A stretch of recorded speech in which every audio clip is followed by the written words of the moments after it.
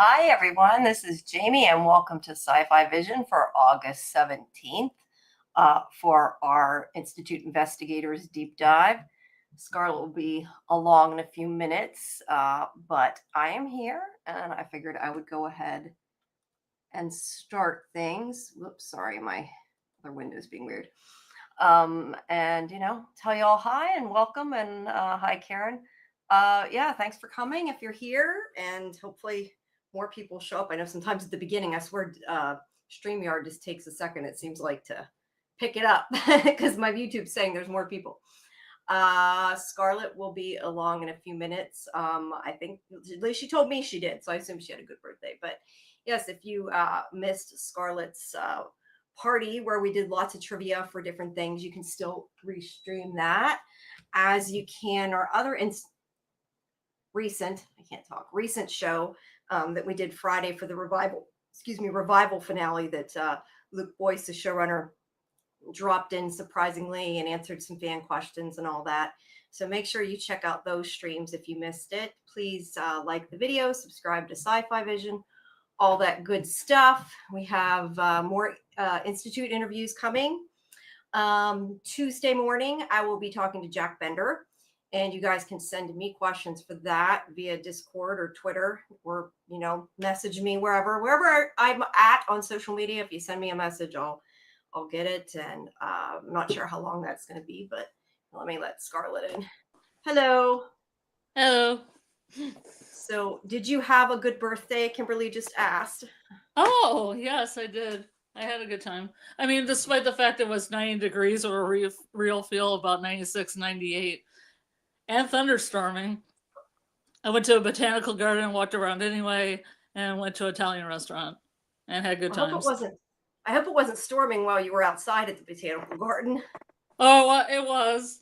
We were in there, but the woman in there said it was probably going to pass, and I was like, well, when do you close it down? When it's like a tornado watch or something. So you at least got to see it. That's yeah. There's inside buildings too, so it isn't like if we're in the middle, of the garden and something happens, we can't get inside a building or two. Right. Well, I'm glad that you had a good day. Yeah, and I was gonna, I was just telling people they can stream the show that we did on Thursday for that, and all of our other stuff. Yeah, and we have, I probably should say tomorrow, we have our review for Institute that I have with Karen and AJ. That's at 10, followed by Scarlet and I have our show for the Nautilus last 2 episodes. That's at midnight. That is all tomorrow. But first, we are going to dive into the 7th episode of the Institute. So I know you were. Yeah, I was gonna say. Oh, never mind. No, go ahead. I thought you were done. No, go ahead. No, when you finish a sentence, I feel that's when I could come in, and then it doesn't happen. I talk a lot. I told you before. You can interrupt me. Just jump in. Because I thought, there's a lull. I'm just gonna come in right in. No, you're fine. No, I was gonna say we're gonna bid bon voyage to the Nautilus. Oh yeah, true. Very true. Hold on, I gotta turn my. I don't know why. Sometimes my speaker gets really low, and other times it's blasting me. But I'm like, I need even turn it up. There you go. Hi, Bill. I was having a little problem with my audio. That's why I was a minute late getting in. That's okay. What I was going to ask you is, I was going to say, I know you weren't at the watch party, but we were kind of talking about how it seems like it all of a sudden ramped up and is maybe rushing a bit. Did you feel like it? Yeah, but there's definitely a lot of telling without showing, and I wish there was some showing. Yeah. So it made me care more. Like with the senator, I wish there was showing there, like showing a little bit of that. How they used a precog, like just maybe some random Armageddon footage, Yeah, I think it was Karen who had said, they said that they were stopping the precogs, and it made it sound like there weren't any. So I'm not sure if she was just lying about that. Or, I mean, I'm assuming now she's telling the truth. But I mean, before, I don't know if they were just, they didn't know that they were still making precogs, or if there's only so many. Again, it's more stuff that hasn't been explained really well. Yeah, I wish there was more explanation. Yeah, I really think 10 episodes would have done a bit better with this, but Yeah, definitely. yeah, I guess we'll see once it wraps up what everybody thinks. But I definitely feel like it kind of got rushed a little bit through the end. Yeah. All right, let's see. So we start off kind of where we left off. It's wrapping back around by showing Maureen's video, which is where the last one ended, was the police chief getting the video. Yes, I agree, Samuel. He says it would be nice to know where the precogs are at. Yeah. Mm-hmm. We don't know how much of that's true or how much of it maybe even she's been lied to, because I know there's a later on in the episode when she does mention that Tim says when he reads her mind, Tim says something like, all you know is that she thinks it's true. So for all we know, she could be lied to too. Mm-hmm. Everybody lies on this show. It's hard to know. But yeah, we finally get to see Maureen's video of her that she recorded through her uniform of the kids getting eventually sent into the incinerator and the Gorks and everything. And we kind of get to see her go through. And it's the word Gork has been used. Like if Gork was a drinking game in this episode, you'd be really, really drunk. You would be. They have said that quite a few times, haven't they? I didn't even remember them saying that much before this episode. They said it a couple times. It wasn't used as much as this time. But they have kind of her video of incinerating a kid interspersed with her getting incinerated by Tony. I like how they did that, and you got to see it both kind of simultaneously. Because I'm assuming also that probably that phone is still in her pocket. So like you probably technically could even be seeing, not that Luke and them would see it, but like it could be extra footage. Yeah, I kind of wondered if it's like she's recording again or something, the way they did it, because it was a little odd, but kind of cool how they did that. Because obviously she at some point transferred what she had, but who knows. Bill says the cogs are most likely in the near future. Avery is probably a young one. I don't know. We haven't gotten any clue that anybody we know is any way precog except for Luke. But considering Avery is so strong, I would think that could be a possibility. Well, isn't that what they're ramping him up for? Isn't that what keyholing is or whatever? Like ramping up. Yeah, and that's the one thing they still haven't 100% explained. The way they said it in this episode, it sounds like there's a time limit on the keyhole or whatever. So I'm assuming that expiration date on the keyhole. No, but remember they had that countdown clock. So I assume whatever it is that they're doing, they have to do before the time runs out, or they can't stop maybe whatever event it is. But I don't. Yeah, I mean, I think they're trying to ramp up their opposite ability to make sure that they have TP and TK. Supposedly they weren't messing with their PC, but that again, it's hard to tell how much is true and how much is not true. And because we're not given, I feel like, enough of some of the stuff going on, I feel like a lot of it, I don't know if it's a lie or not. And I feel like we should know if it's a lie or not. Well, they're certainly all ramped up because there's apocalypse on the way or something. It seems like that's the general consensus. Yeah, well, she says 9 years in the future. I don't know if there's like a specific apocalypse, or she just means like we're stopping all the events that eventually lead to an apocalypse, because she says something like we've done it 500 times. So yeah, it's complicated. Yeah. Either way, I don't think that there's enough information, and I don't think they explained it adequately. And I think they definitely went too fast through a lot of it. But we do see her being brought in by Tony. And then we see the Gorks. That looks like Luke there, though, is what I thought when I saw that. I know it's not, but it looked like Luke to me. But yeah, they're watching the video. They saw everything, and they're both in shock that he's gone through this. And it seems so unbelievable. I almost feel like if somebody showed this to me, I would wonder if it was like a student film or something. Yeah, there's not enough, because I'm like, okay, there's some kids laying in beds. Yeah. An incinerator. There's no scenes of kids actually being abused by the doctors or anything. Right. Or Tony or any of those people. What I was thinking.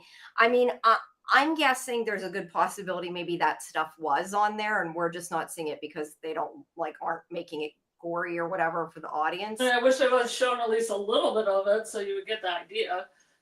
Yeah, because that's what I thought. Like, how do you Like know the this is taste of it. true? Like, I guess Tim, I understand, has a little bit more of an understanding. He saw Luke break the branch and everything, but I don't know. Mhm. It just seems so crazy, unbelievable that they didn't really show enough to prove, if it was me, to prove anything. Mhm. Because they could have just put somebody inside an empty box like that and then cut the camera away and they climbed out. Like, you don't really see. But yeah, I don't know whether they saw more or not. It might just be more of a, we're not going to show this on television, which, Plus, you don't know how much access Maureen has. well, she took the kid into the incinerator, so I assume she was there when they burnt the kid, but whether No, or I not she meant to the other things that they would show the right. acts of child Yeah. abuse. Yeah, the I other don't know things. how many times she gets into those. I guess she is kind of in those areas because that, like the kind of traumatized thousand-eyed stare cafeteria woman. I mean, she's in Yeah. there when Maureen's in there in the back. So Yeah. I also wonder how much she filmed too, because I kind of thought she probably filmed the whole day, but they make it like they only watched, like what we saw was like, Mhm. a minute or whatever. That's why it's so hard to tell. I almost wish they had at least said like, we Yeah, saw this or whatever and just kind of explained it a bit more. But or at again, least showed like their ears having those things in them that Luke pulled out of his ear. yeah, yeah. Or even just showing like Tony smacking kids around, like shows that they're Hmm. being abused outright, even Yeah, without all the crazy burning people and everything. But yeah, yeah. you see the incinerator and it shows us is Maureen going in. But yeah, it might have just been they didn't want to show them burning a kid, like to us. I don't Hmm. know. But we get the point, even if they didn't really Hmm. totally explain. I Hi, get the Alex. point. I just wish they were showed some other things besides just that. Yeah, no, I totally agree with you. And Kimberly says the episode felt rushed. They could have taken more time with this part. Yeah. And this is again where I said I think that 10 episodes would have been better. I Mm. think even just these last two to me are the ones that feel really rushed. Like they could have just stretched out, these one, even 9 episodes, it still would have helped. They I, make them a little longer. yeah, or make them longer. Yeah. I mean, I think they're Instead of 45 limited. minutes, make them 60 and put a little bit Yeah. more meat in there. Yeah, they might be limited because I don't know, like something like Netflix, they're all different lengths. With MGM, they might be like said, you have to be this length. I don't know. But Depends. I definitely think they could have had another episode would have helped. But They're gonna have a yeah, bonus Christmas episode. yeah, right. A very special Institute episode. Yeah, that would be funny though. Karen says this felt rushed, particularly compared to how the story was in the first 5 episodes. Yeah, I agree. It could be an Um, episode on the backstory of Julie and how she got where she is in the Institute. yeah, that's why I know we talked about like, could they do a prequel now? I Yeah. would have liked to have seen also more on how the Institute came to be because we don't know anything Mm-hmm. about it. Not Like that in we the necessarily, 1950s. Yeah. yeah, we don't need to, but I would have liked to have. Yeah, I know AJ felt differently because he said that like that he thinks this could have been a movie. I think it would have been not as good as a movie personally because I think we Mm. wouldn't have cared about him at all. Let's see. Whoops, wrong person. Gabrielle said, I agree they could have extended it with more showing versus Mm. telling. We could have gotten visions as examples of what they're seeing 9 years from now, or a flashback of how the Institute started. Yeah, Mm-hmm. yeah, you're totally right. And like Karen said, the pacing wasn't great. Yeah, people complained the beginning was too slow, and now it's like we're gonna scoot through the end. So Yeah. it is what it is, but yeah. All right. So then we switch to Sigsby and these two people that we've never met in the car with her. Yeah, I know. I was like, am I supposed to care about these people? Yeah, like I get that they needed Stackhouse not with her because he had other Yeah. things to do in the episode, but it is kind of weird. Like, who are these red shirts? We don't know. Yeah. But yeah, she's telling him how, Kate was killed and that they want to keep the asset that they have in place. And they need to take care of everything or they're going to end up disappeared basically. And this woman here makes a comment about Tim not being smart because he's in an ex-army. And Sigsbee's kind of insulted because she says her dad was a career army doctor and had a doctorate and 3 masters. Sorry, that he was in the army and he had a doctorate and 3 masters. So yeah, it definitely doesn't mean that they're not smart just because they went to the army. Let's see. Gabrielle says that random backstory about her dad being an army vet. What was that? Yeah. The only thing we ever saw about her father was her lying to him about being a teacher. That's the extent of what we know. And we don't know why she's lied to him. Like, I would think maybe he could have been in on it or something, but apparently not because she's lying to him. And it was a weird bit of dialogue. I don't know. Maybe they're just like, if we don't say this, people are going to get mad. We're calling army people stupid. I don't know. I don't know. There's a few weird pieces of script writing in this that, you know, when we come up upon them, I'll say something. It didn't quite make sense. It didn't quite make sense within what they were trying to the framework, and I was just confused. Yeah, it was just kind of shoehorned in there. I agree with you. But the point is, they're trying to find Luke, and if they don't, as Karen calls him, Charlie, Jeff Fahey is going to probably disappear them all and erase their existence. Karen said, "Why have the backseat driver say it in the first place? It was weird and dumb." I agree. I don't think it was necessary. We know Tim seems to be a smart investigator, so I don't think there was any point to it at all. But it is what it is. So then we go back to the station, and Luke wants them to, you know, go to somebody to tell everybody what's going on, get the story out, and they don't have enough, I guess, manpower at the station because they're like, we need a SWAT team, that they only have like 2 cops there or whatever. So he's going to take them, the police chief is going to take them to Portland to the special agent in charge there that he trusts and give them the jump drive. At least that's the plan. And so it seems like he's good at this point, and I definitely thought he was. I'm glad to find out I was right. Not that it helped out him. I'm glad there wasn't any, like, I mean, I guess there's double, triple causes, but I mean, it's like it was a fair amount, you know, but not too many.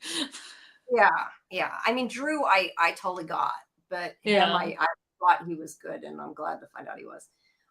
But yeah, Drew comes in and he's like, "Okay, you're gonna stay here.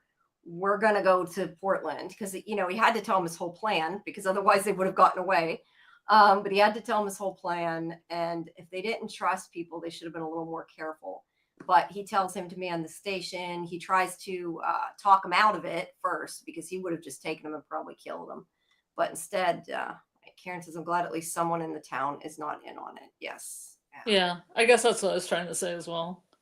Yeah. So yeah, you don't want I mean, because I think that's why they're making the script writing not like kind of vague. Because does Julia know everything, or are they just lying to her too? I mean, I wish there was a little bit more clarity. Yeah, Unless everything just like being, you know, conspiracy or whatever. No, I agree. The only way I would say that what they're doing makes sense is if they knew for sure they were getting a season 2 and they intended to explain next season. Because if they don't get it season 2, it's just kind of like a lot of questions that are left unanswered that feel like questions left unanswered. They don't feel like a mystery. They just feel like plot holes, and that's a problem. Yeah. So, but yeah, Drew tries to stop them, talk them out of it, and he won't listen. He's like, "You'll be fine." So he ends up shooting Chief Ashworth. Yeah, that surprised me. I didn't expect I didn't see that one coming. No, I didn't. He was so weak before. Like, maybe if he'd made them all, I don't know, go against the wall or something and then had a fight. But no, he just like shot him. So, yeah, I guess that's how they train them. I guess that's how they train the journalists too. Just like, you know, take your shot. I mean, to be fair, I don't think he wanted to shoot him, but he clearly is more scared of these people he works for and is willing to do whatever it is. That looks like a look of agony more than you know, I think. But it's funny because he couldn't even take care of the thing at the gas station. He didn't know what to do, but yet he's willing to shoot a guy he says he's known for, I forget how long he said, 20 years. So he's just been acting dumb all this time. Well, he still is kind of does kind of stupid things, I feel like. So I don't know. I don't know that it was acting. I think he's just not real smart. At least that's my take on it, because he leaves them there while he, goes to Yeah, take care of the body. it's And too granted, long with that body. Yeah.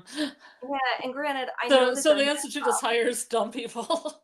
I guess so. I know that they're handcuffed, but he knows that Luke, I mean, unless he's really dense, he has to know that Luke has some powers. Like, you don't just leave them Mm. there for that long. So Oh, yeah. I have theories about that too. I was like, why didn't he just use that power just to get the handcuffs open instead of bringing a paperclip over? But that's a You whole other know, thing. that is the total thing that he told George about the vending machine, isn't it? That Yeah, is the exact thing. And you are 100% completely right, and I had not thought of that. because So all it would people be was just moving a little pin inside the handcuffs. yeah, people make things too damn complicated. That's the I mean, the that only argument for it is it's visually more interesting in a TV show than just the it kid is. going. I mean, I guess you could do something with the cuffs and make it click, or do something like that. But Yeah. you know, Though, to be fair, a kid might not know how like handcuffs work, like how they unlock to like hmm be able to visualize it, where like Tim knows how to yeah, use a pick. So I can kind of argue maybe that would be harder, but I do agree with you. It makes kind of more sense that he could have done that. Karen yeah, says, think real hard. yeah, I think Drew is supposed to be a snitch, not a killer. He fired on impulse. It was a mistake and creates more problems because bodies attract attention. Because the institute doesn't hire intellectual people that Yeah, make yeah, good no, decisions.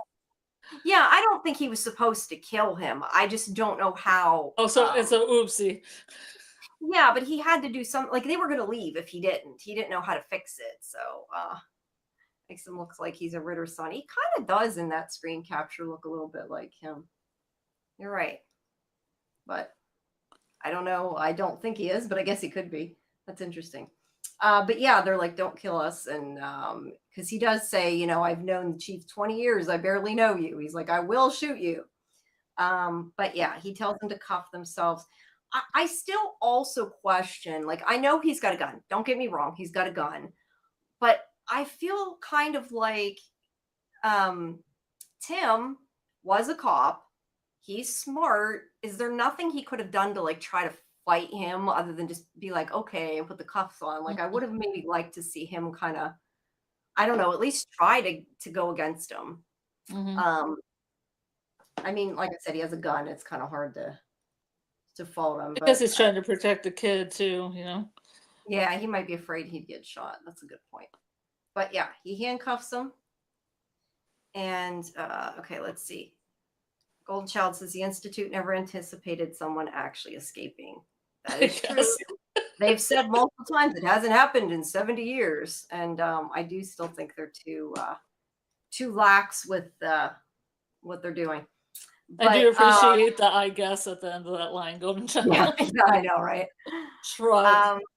Karen says these people are all okay. These people are all itching to kill someone. Drew, Sigsby, Kate, even Tony seems like he might if he had a gun. Oh, that's probably the people they hire. They hire people who want to kill people, probably on purpose. Because Like, the entry exam is, do you care about abusing kids? You good with yeah, it? are you good with killing somebody if you have to? All right. Good with just killing somebody you've known for 20 years? Yeah, then you It's might have a amazing how all career. these people have known each other and they didn't have a clue that, what was lying Yeah, underneath. yeah, them having people involved, sometimes that is a little much, but I feel like that's kind of hard to maintain in any show when they Mm-hmm. have to have people that end up being part of it. But I think they did okay. They didn't go too far, but there was quite a few involved. But he calls Stackhouse and he's like, I had to shoot him. And he tells them they'll send cleanup and that there is backup coming and to keep them there and lock everything down. And obviously, we know that Sigsby is the one on the way. Okay. Karen said, do we think Drew is a true believer or just getting paid? I think he's just a lackey that wants the money. What do you think? I don't know. I mean, are there actual true believers here? Or are they the same true believer as in believing that the apocalypse is happening and we're helping? Yeah. I question that he would have been let in on what they're doing. Yeah, I don't think so either. I think they just would be like, here's some cash. Yeah, But do then what for we say. 20 years? Has he been doing this for 20 years or is this like a new thing? I mean, when did he start? I don't even know. That's a good point too. Yeah, but yeah, I think they're probably just like, here's some money, don't ask questions. That's what I would think. Um, Because I mean, if they Gabrielle, approached him a year ago and did it, then maybe he'd be like, "Oh, yeah, sure." yeah, yeah. He's the one. We don't know. He's been a cop for 20 or been a cop for at least 20 years. Beyond that, we don't know. I wonder if everyone who works there knows why they're doing. Yeah, that's what we were just saying. Does the moles know? And shooting someone he knew for 20 years for cash, he has to know. It's possible. It's certainly possible. I think it depends how bad of a person he is and how much he cares about the people around him. Mhm, And how much he wants the money. I mean, people will do a lot for money, um, mhm. even kill people they know. I mean, we don't know he Or was how friends. afraid they are at the world ending. Maybe on the opposite end, they'll be like, "If you Yeah, don't do this, everybody in the world will die. it could be, or they It'll could be have all your made, fault." they could have made something else up to scare him, or they could say, Hmm. "You're working for us now. If you don't do this, we're going to kill you." There's also that Hmm. side of it, Yeah. and you're right. We don't know enough to know for sure, and that's why I wish we had had more time. Do you think There they're opening this up for a second season? And that's why they have all this mystery. I look, I don't know. I would like a second season. I don't think it's going to happen just because I don't know that it's done good enough. And because it is Yeah. only a one and done book, I can't see Yeah. it happening. But Hmm. I mean, I would like to see it happen. I just don't think it's going to. Um, It's just because I just watched Revival, and it seems like Revival kind of set it up for a second season, even oh, though yeah. there's a Revival definite definitely end to the did. comic in certain respects. Yeah. Yeah. Yeah. They couldn't end it like they did in the comic with that show Mhm. where there would be nothing to go. There'd be no story. They Mhm. kind of had to.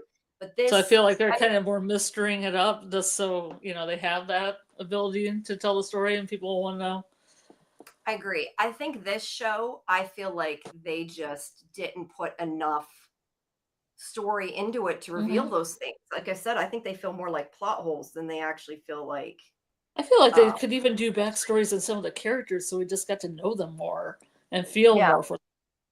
yeah, I agree. I agree. Like maybe even that thing that Tim had where he shot the kid, just having that visually instead of him just Mhm. talking about it. Yeah, Like how people get haunted too, and Jack Bender's good at this too, like the haunting, the hauntedness, yeah. No, I know what you mean. Yeah, that's true. Yeah, they brought up like again in this flashes episode. of his past. Yeah, they brought up that he killed the kid, but we never even. You're right. We never even Yeah. saw a flash. I That mean, the there'd only be flashback. brief flashes of it where you would get how like traumatized he is from it. Hmm. Yeah, that's a good. Yeah, that's why I said I just think they didn't. I don't know. I just feel like they weren't fleshed out enough. Yeah. Um, Bill says, I wonder who's the precog false prophet that had told the Institute that there would be a nuclear attack on Russia and North Korea. Um, I don't remember which country it was. Russia thought it was them and they shot back. It wasn't Russia. So it must have been, it was either North Korea or South Korea. But Well, they sent to um, North Korea, but Russia has really like bad bad false prophet, instruments. and they thought we were attacking them. Yeah. Um, I Which is don't know great. though that I don't know necessarily though that that's like. Is that bad? Oh, you're just saying a false prophet. Okay. Because I was going to say, I don't know that that necessarily, we don't know whether that's true, like that information was real or not. Because we don't know anything about who the precog could be. Yeah, I Mhm. wonder who it is. But with one episode left, that's why, like, a lot of this, I don't think is going to be answered, which is a problem. Let's see. Gabrielle says, if he's a mole for $1 million, maybe I understand it. Yeah, we'd have to know how much he's getting. Mhm. Um, maybe he got his job because he agreed to do it. Who knows? And maybe he In the doesn't even believe any of it. Maybe he just thinks it's crazy talk, but he'll gladly take $1 million in cash yeah, true. from the crazy people. Yeah, lots of people would. In the absence of more info, I don't think we should read into it, or at least I don't.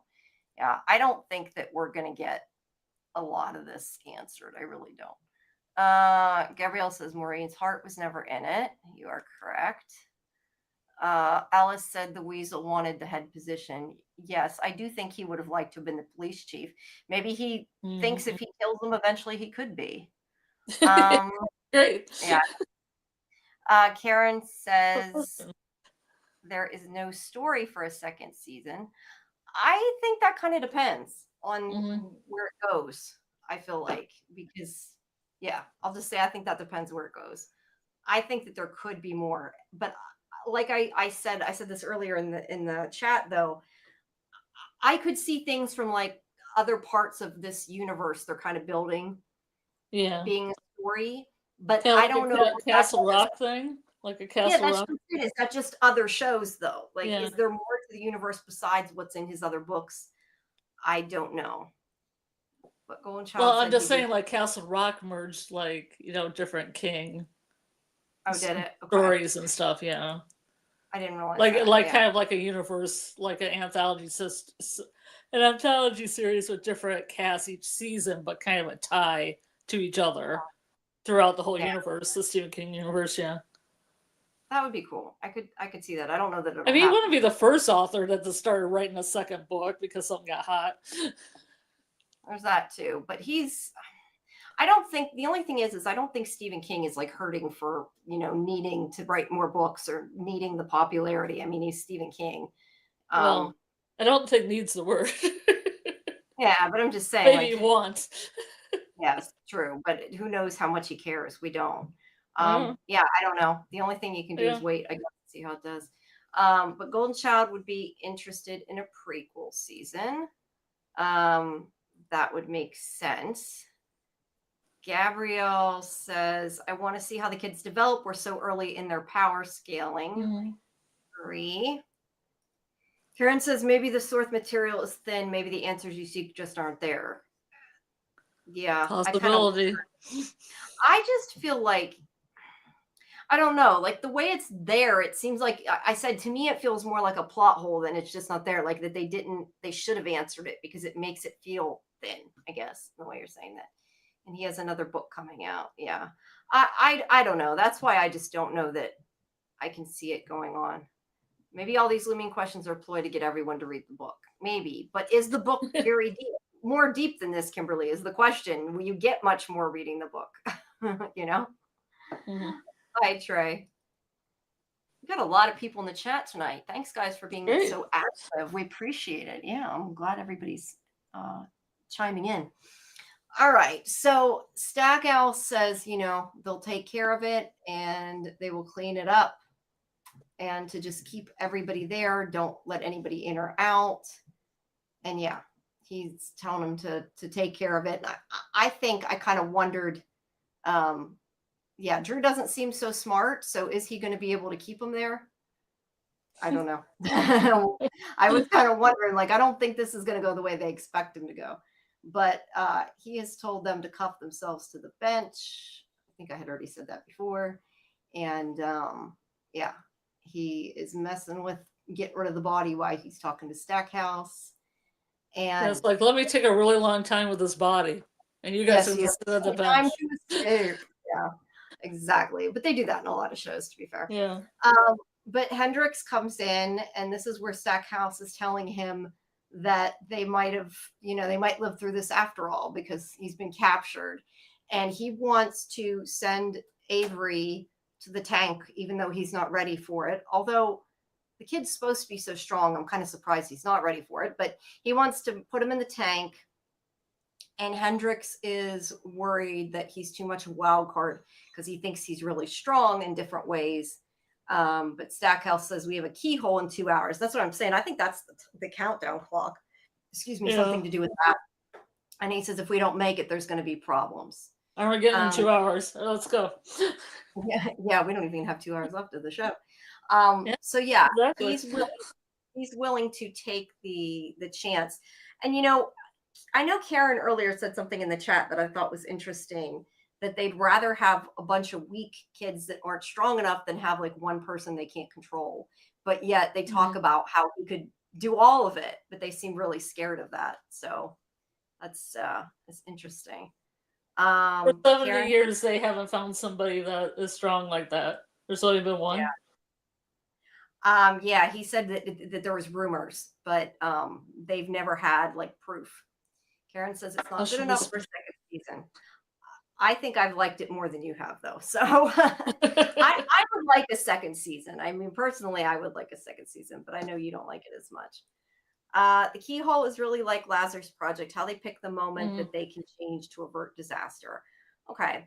I definitely think it is. I just don't think they ever explained exactly what the term means, keyhole.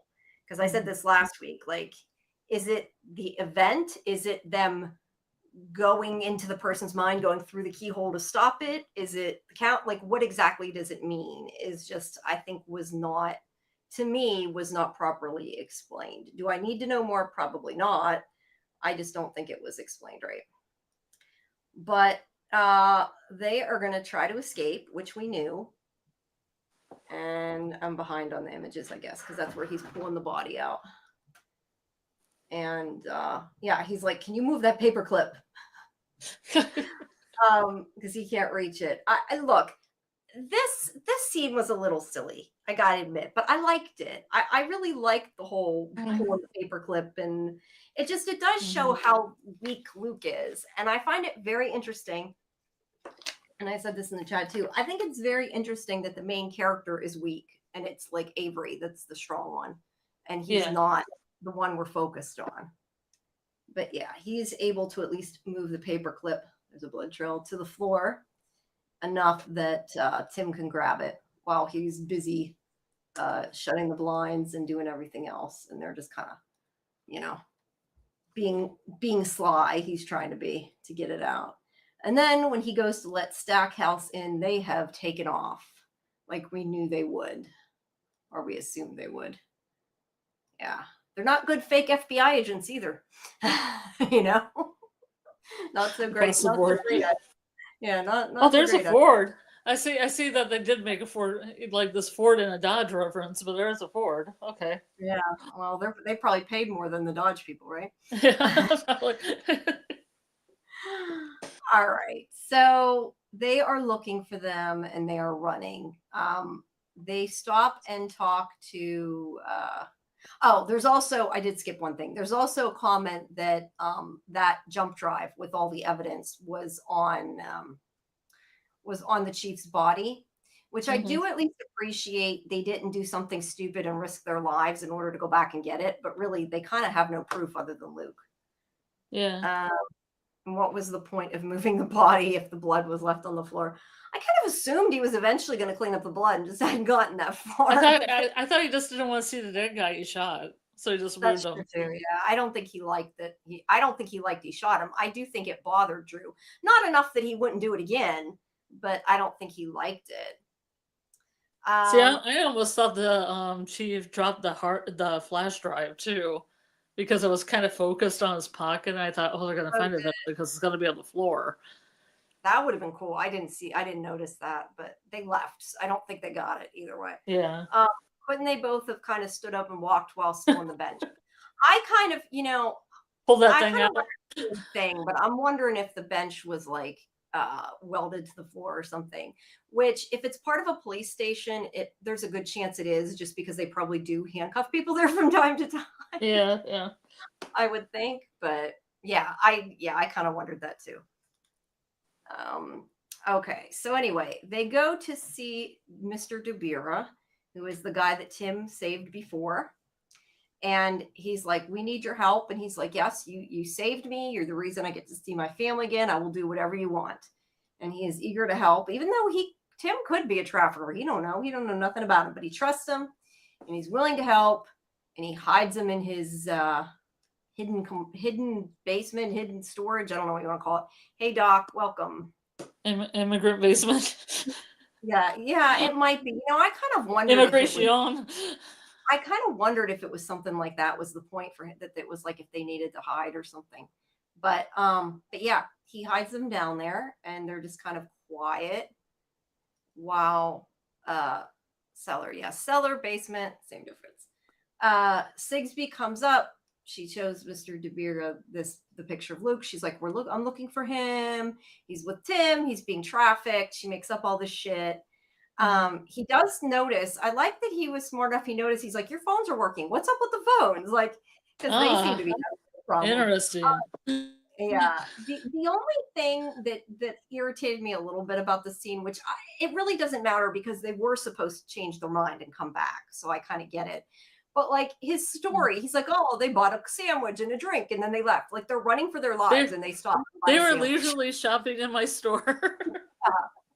Yeah, unless they were really, really I trying to be handmade them a considerate. sandwich and I ground the coffee beans. Yeah, that part was a little fake. Like if it was me, I maybe would have said like, "Oh, he stole my gun" or something, anything that made more sense than he bought a sandwich. Yeah, taking But the car would have been a thing. Yeah. yeah, he could have said he took my car. He's in well, his car's probably actually out there. But he could have if he was made up a car, say he stole the car or he stole my gun and ran or Well, I don't think something. he had a car, right? Or Yeah, I think he said it wasn't working or something. But oh, I it's mean, because why the not? institute will put a kibosh on everybody's stuff. Yeah, but I mean, he could have even like if I would have think it would have even made more sense if maybe Tim had taken the shotgun down in the basement there, and he could Hmm. have said he stole my gun and left because that would have been like I said that would have been believable. Like he was a police officer. Well, he's not now, but was a police officer. He could have Hmm. pulled it off of him. I don't know. Uh, I don't know if we're going to on the run. Maybe you need supplies. When is the last time Luke ate? Yeah, you could say that. I just feel like you're running from your life. You don't stop to get a sandwich, at least not until you've been on the run for a while. Like, 2 days later, Luke needs some cigarettes and some wine coolers. but You gotta make yeah, a stop. yeah. I don't know. I just thought it was kind of funny. But to be fair, she does realize something's up and goes back. So maybe that was why they had him be a little squirrely Yeah, there. but her reasoning was really weird. That line was It really was. weird. Where they're It like, was. There was no yeah, we'll get explanation. to it. Yeah, there was really. I agree. There's really no explanation. Hold on a second. Okay, yeah. Sorry, I need a drink. So yeah, that woman goes in there and looks, even though he says not to, and finds nothing except, I guess, Sour Patch Kids. Is that what that is? Oh, Sour Patch? yeah. I don't know. I don't know why I'm noticing that or even care. I Mm. just Sour Patch Kids. She didn't think Uh, about rolling that carpet at all. yeah. Well, most people don't, unless it's a TV show. They might have, but yeah. So he asks about the phones. He doesn't answer, unsurprisingly. Yeah, so they come out and he thanks them and he's like, yeah, like I said before, he's like, you saved my life. I get to see my kids because of you. I'll do anything. I trust you. And this is where he gives him the gun and he says to him, and in his language, I'm not sure what language it is, but he says it after in English. He says, "Together the teeth can cut. When we reunite, when we unite, we are strong." And I kind of wondered, and I don't know, but I kind of wonder if that comment there is sort of foreshadowing the kids working together because I think that's where it's Hmm. going. I think it's Yeah. pretty obvious. And yeah, he's saying we can do it if we all work together. Yeah, He they're says gonna like, have their own sparkler night, and the institute's gonna yeah, be, you know, right. the He says, keyhole. he says, I kiss my children goodnight because of you. Hmm. He does take the gun. He looks at it. Yeah, He's not sure. see, this rifle scene took forever. It's just like, okay, well, we could cut to the chase on this, and not just him looking at Luke looking at him looking at the rifle, looking at this other guy. Well, I mean, I get that he was hesitant with the rifle, and I understand why. It's because he had killed that kid. But Luke Hmm. gets this look like, really? Like, if you're not going to take it, I'm going to take it. You just give it to Luke then. Yeah. Just give it to Luke. Give it to the whatever he is, 14-year-old kid. I think that was Somali. Okay, I don't know, but yeah, he definitely said it in I one of think his it said languages. in the closed captions, but I didn't take a note of it. It might have. I don't remember. I was trying to type stuff. I probably missed it. But thank you. All right, so he does take the gun, the shotgun. Yes, Samuel, the shotgun. Welcome. And meanwhile, they are torturing poor Avery here in the tank. And yeah, I mean, it was bad enough watching them torture Luke before in here, but Hmm. Avery is like so little. Like Yeah. I mean, granted, I think they're supposed to be close to the same age, but you can tell the actor's a lot younger, and it Hmm. kind of makes it worse. I also question the fact that they're doing it so much his nose and eyes are bleeding. Like they could have given him a brain aneurysm or something if they and like really hurt him to the point he couldn't Hmm. help them. But I know it's just kind Yeah, of like you would think in 70 years they would come up with more humane ways to tap this TK and TP. yeah. Well, at this point, they're trying to do it quick, though. I think Yeah. is the point. Well, I'm just saying you're burning them out instead of finding ways to keep them, a little bit more alight. Yeah, no, you're not wrong. You're not wrong. But they do say that they have less than 2 hours until the keyhole, so that's why they have to hurry up and do it. It's like And the quantum leap, probably. The quantum leap. what? Wait, say that again. It's probably like the quantum leap. The keyhole. Oh, the keyhole. That'd be funny. That would be a good Do crossover. a little quantum leaping so they can figure out what's going on in 9 years. So they got to get back through the keyhole. Yeah, yeah. Hey, you never know. There could be time travel. We don't know. But I don't know if I have a picture. I don't think I have a picture of Luke, but Luke can see this while it's happening. He like somehow connects to Avery while this is going on. But yeah, he keeps doing it, and I think when it explodes, I think that's not yet. That's next scene. So yeah, they are back in the car. This is where they talk about, she says, if they get out of jamming range, we're screwed. They're going to expunge us like we never existed. So they are really scared of Charlie, aka Jeff Fahey, or if they have bigger bosses, they're scared of them. But well, if they drop the ball anyway, Armageddon's going to happen, right? So they're going to be dead anyway. True. Yeah, and I think that's why I think they only have those 2 hours. I think if they don't, that's what they're implying, that if they don't do something in those 2 Ticking hours, it down. yeah. But to be fair, I kind of feel like if you're trying to save the world and it's for an event that happens in 9 years, there are a lot of things that lead up to something happening. Like if you didn't stop one thing, I'm sure there's something else that happened you could stop. Like the guy who, like, they killed the senator or whatever, who was going to. Mm-hmm. They said that senator was the one that was going to, end up setting off the nuclear. You know what that reminds me of, Jamie? What? The Dead Zone, which is another Stephen King book. Yeah, we were talking about that earlier. Yeah, it is kind of shakes hands, and then he can see that guy in the future being a corrupt politician. Yeah, no, that's true. But I guess my point is like that they said they killed that guy because he was going to convince the president that, to set off the nuclear bomb or whatever. And I got a better description later. That's kind of not the right description, but like they did kill him, and this is something else. But I feel like there's a lot of things they could do within 9 years to stop things from progressing the way they did. Like if they didn't kill that guy in that instant, they could have killed him another time. Like I don't see why it's like we only have 2 hours and then this 9 years is going to go exactly like this and there's nothing we can do about it. Time is a fragile thing. Yeah. Kimberly is pointing out, Karen did say that. So I said, earlier. I remember the Dead Zone TV series. I don't think I ever saw the movie. I felt like I did. You should watch the movie with Christopher Walken. It's great. Yeah, I don't think I did. I probably only saw the series. I know I saw the whole series because I covered it. Whoops, sorry. I just was imagining instead of touching hands, it just was a precognizance went timey-wimey into the future. Just without that. Yeah, they do he does have a lot of books though that have similar themes in it. And I know we've said that during different shows, but like I never realized how many there were. Like Firestarter, I got that. Carrie, I got that. But there is a lot more you don't even think about. But I like that. Well, it was kind of a hot property in the 60s and 70s to have your, ESP cards and all that. Yeah. So kind of ripping off that, I guess. And didn't stop.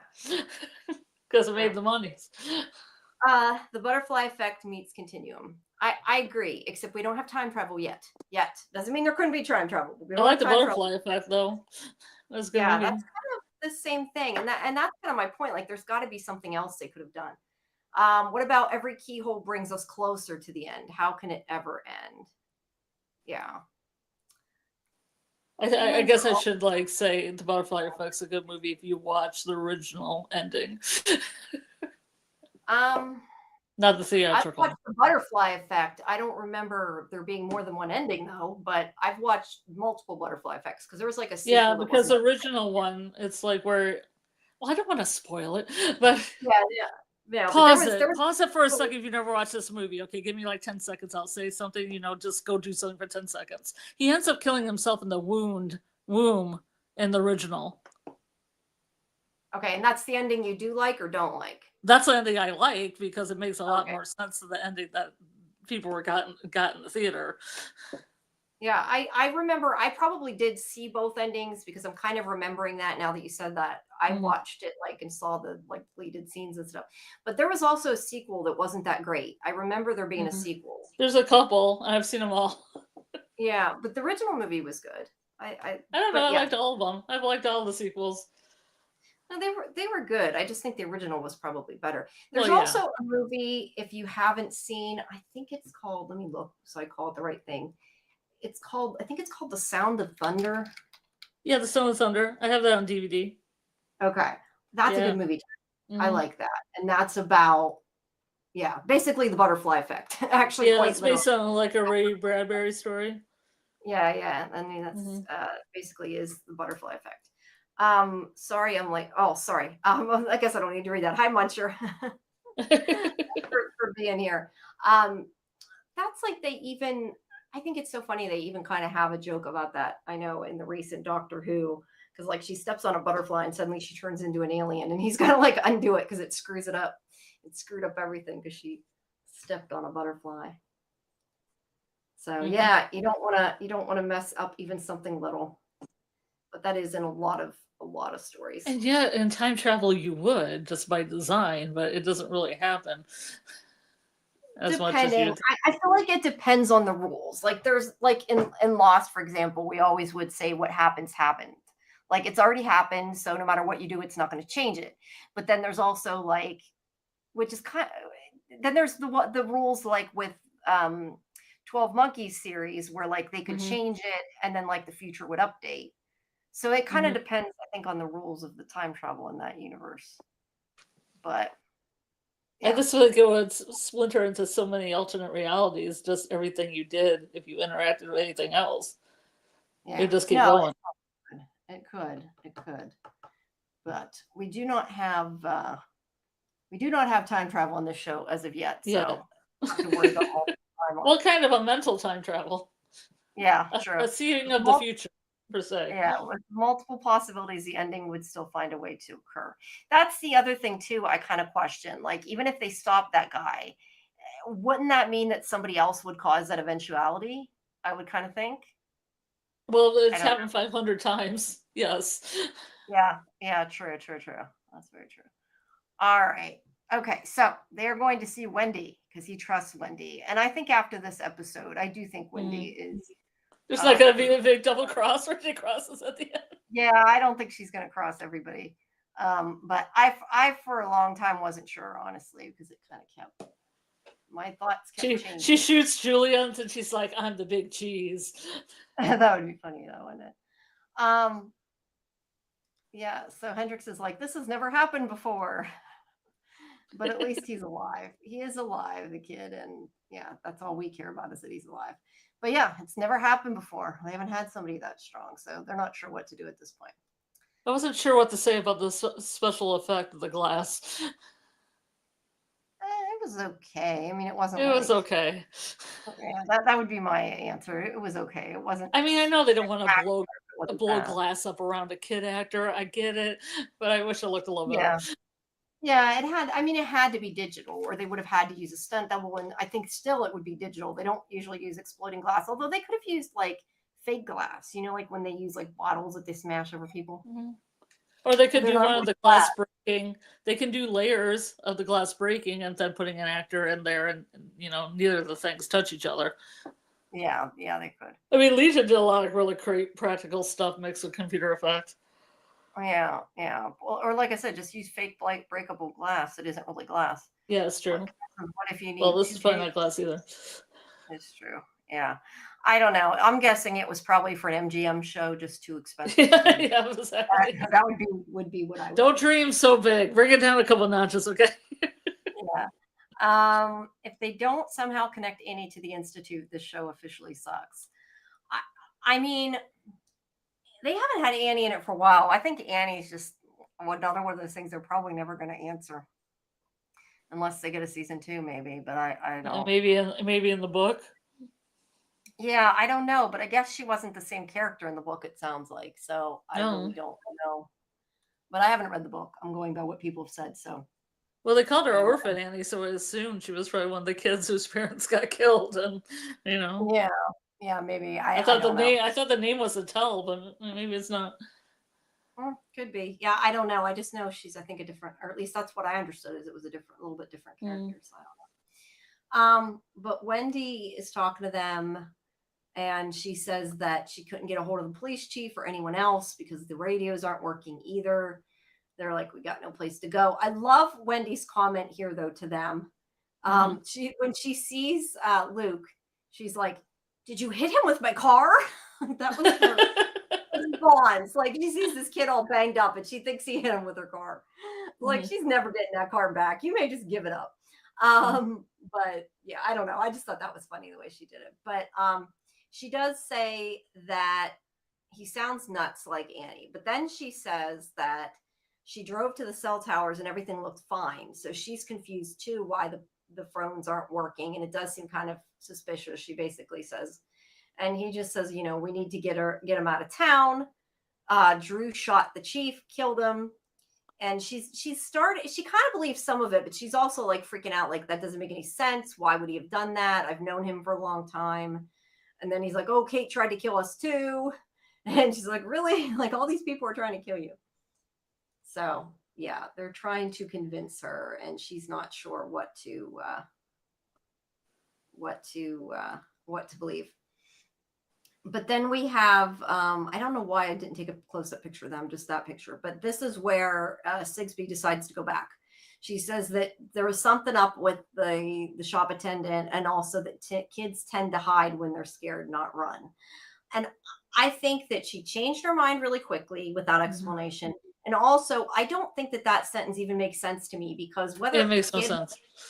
Because even if he would run or would hide because he's a kid, he's with an adult. He's with several adults. He was in that store with 2 adults that ushered him into the basement or the cellar. Even if he didn't make a chance, he didn't make a choice. Help him. He's still got Tim with him to know what to do. It's not like it's all gonna be Luke's decision. So I think that's really dumb. All right. The greatest line.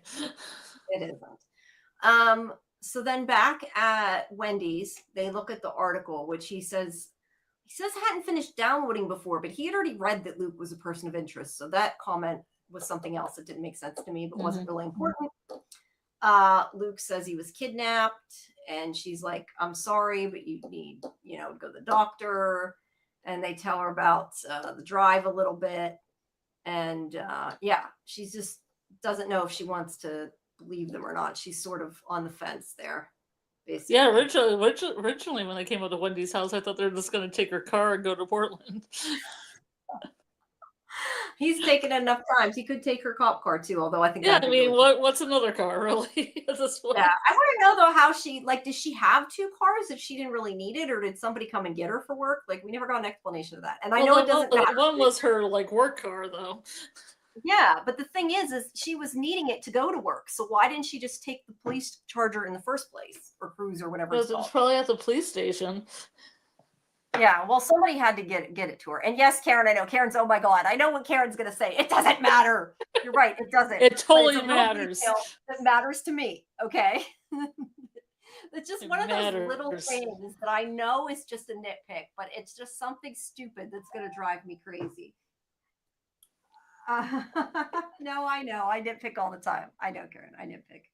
I'm not saying I don't. And we both do sometimes, but I don't know. Just certain little things drive me nuts. It's like with the text message with Revival. I wanted to understand it. All right. So we go back with where to go? We go back with Hendrix talking to him again, and he's talking about how strong Avery is, and that he had so much TK power, more than even a full house on Sparkler Night, because they've commented before, like, they can barely lift things, just like, Luke had trouble lifting a paperclip. Yeah, I know, Karen. I'm just being silly. But yeah, he had trouble even lifting a paperclip, but yet this kid Mhm. does this, which is super strong. And this is where he says no one's ever been that strong, at least not verified, but there were rumors. And he's worried about Mhm. dealing with that kind of power. He thinks that Avery's a time bomb and they should. Stackhouse says you don't mean liquidation. I mean, he means, I guess, probably gork him, kill him, whatever. And he says, well, no, I guess he doesn't mean gork him, because then he said, Stackhouse says what they need to do is well, maybe he said it. I don't know. But they said they need to gork him and have him be the conductor, and then he'll go straight to recovery and he can power the hum indefinitely. So maybe they wouldn't even need the other kids, I guess. So much Uh, uses of the word gork. yes, it is a lot. But they think It he can should, be a yeah, noun, it can be an adverb, it can be a verb, it can be a lot of things. But he thinks whatever that you want it to be. Avery is strong enough to run the hum indefinitely. So this kind of worried me when they said that like they could just kill the rest of the kids and take Avery. Like, do they even need the other kids now? Oh, good point. They're talking about, seems like Annie was connected and dropped. I agree. I think Annie was a really interesting part of the story that they never Mhm. addressed. So, Yeah, I but probably yeah, won't. yeah. But Stackhouse says that he's the answers to their prayers. Google tells me gork is really a medical slang for unconscious patients, short for God only knows. That's interesting. Well, they mentioned Um, Gorky Park too, which was yeah, interesting. yeah. Is that maybe that's GOK though, not GORK? God only really knows, maybe. I don't know. Probably. Probably. But he's all scratched up. But Avery is going to make it either way, and they're deciding what to do with them. And then we switch to the back half. If Google says it's a fact, yeah, you're right, Karen. If Google AI says it, you know it's right. So we switch. God only really knows. That's kind of what I figured. So we go to the back half, and we see Avery knows that something's wrong with Kalisha, who's really out of it because she's been, I guess, the conductor or whatever. And he talks to Nikki in his head, and Nikki is strong enough to be able to talk back to him. Although I'm not sure if that says more about Avery's power or Nikki's gotten stronger. I don't know. But asks what's wrong with Kalisha, and he holds Nikki's hand, and they work together to try to wake her up. And she's like, go away, I have to hide. But they do eventually wake her up, and she knows what's going on suddenly. So this kind of confuses me a little bit. I Mhm. wanted to talk about this because this does confuse me. I mean, they said that like when they first do the conducting or whatever, it, I don't know, like gives them a jolt or whatever, and then they're out of it for a while. Mhm. So what is it that's actually happening? Like, it seemed to me like it was saying more that she retreated into her mind because she was scared. So Mhm. I'm not 100% sure exactly what. Yeah, Karen's saying I I, like the kids in recovery are hiding in their minds. I And thought that then was tying back up to the other badly written line about hiding. The children hide. yeah, maybe. But I guess that's my question. So is it just supposed to be that eventually they hide so much they can't come back out? Yeah. I don't know. It's a Then little they stop strange. breathing. Yeah, they said eventually they stopped breathing. I don't know. It just was a little confusing to me what exactly that meant. But they got her back at least for right now. And she asks about if Luke got away, and I love that the kid, this little kid, he's like, yeah, he got out and they're scared shitless. I was surprised he said that. I thought that was funny. I'm surprised he Uh, isn't trying to communicate more with other people in the back. yeah, yeah, that would have been nice if they showed that. It leaves them a chance to be rescued next week. It does. I think that there's gonna be an attempted rescue. That would be a good guess. More unexplained content. You're not wrong, Bill. You're not wrong. But yeah, he's asking about Luke, or she's asking about Luke, sorry, and they're saying yes, he escaped. And then Avery here also says that I'm strong, stronger than they know, strong enough to do something. And she says, Kalisha says they can't escape, and he says I have the pieces, but I don't know how they fit together. So clearly he's formulating some kind of plan. Sorry, I'm starting to get cold. I can turn my air off. He's formulating some kind of plan, I guess, of what they can do. I don't know, but he's strong enough. He thinks that he can get them out somehow. At least that's what we're hoping that means. All right. So then back to Wendy's house here. Luke's like, we're going to run out of time. Wendy, I think would have went with them. She said she's starting to say, oh, we can go in the back roads and that. So they're making a plan. They're figuring out what they're going to do to get away, which they should have done a lot quicker, because Drew comes in and Sigsbee just comes in with them. And I like Wendy. She's like, don't you need a warrant? Why are you here? I don't know who you are. And she's like, you're law enforcement. You shouldn't need a warrant for cooperation. That is kind of like, really? Like, you can't, just because somebody's a cop, like, they still have rights. Yeah. And I know she came in anyway, but I'm like, geez, she would have been well within her rights to say, get out of my house. I don't have to help you. I don't know who you are. Yeah, get the fuck out of here. I don't know who you are. And she could have done that. I mean, I don't think it would have worked, but I'm just saying she could have done it.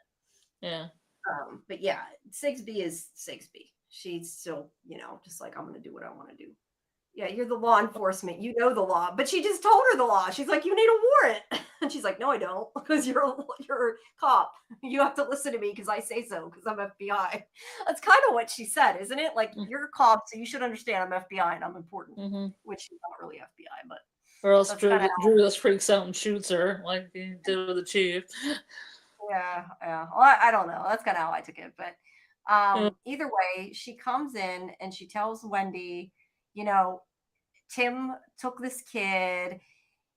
He's having a mental break with reality. And I think that some of what she says starts to convince. I mean, look, I think Wendy was convinced enough that she was willing to help them because they were making a plan to leave. But whenever she says, like, he has a mental breakdown in his family, she's like, how do you know that? Like, there's no reason you would know he had mental illness in his family. There's like, she would have no reason to know that unless, well, I don't know. I mean, I guess if he was going to be arrested, maybe they would have looked into him, but still, it was a little odd she said that. But yeah, Drew tells her that Tim shot the chief. And was going to buy an FBI windbreaker so I can do whatever I want. Every time. I would. Those FBI windbreakers look like from the X-Men movie. But, it's funny. People are also really stupid, because I remember, this is just a really odd story and just really stupid.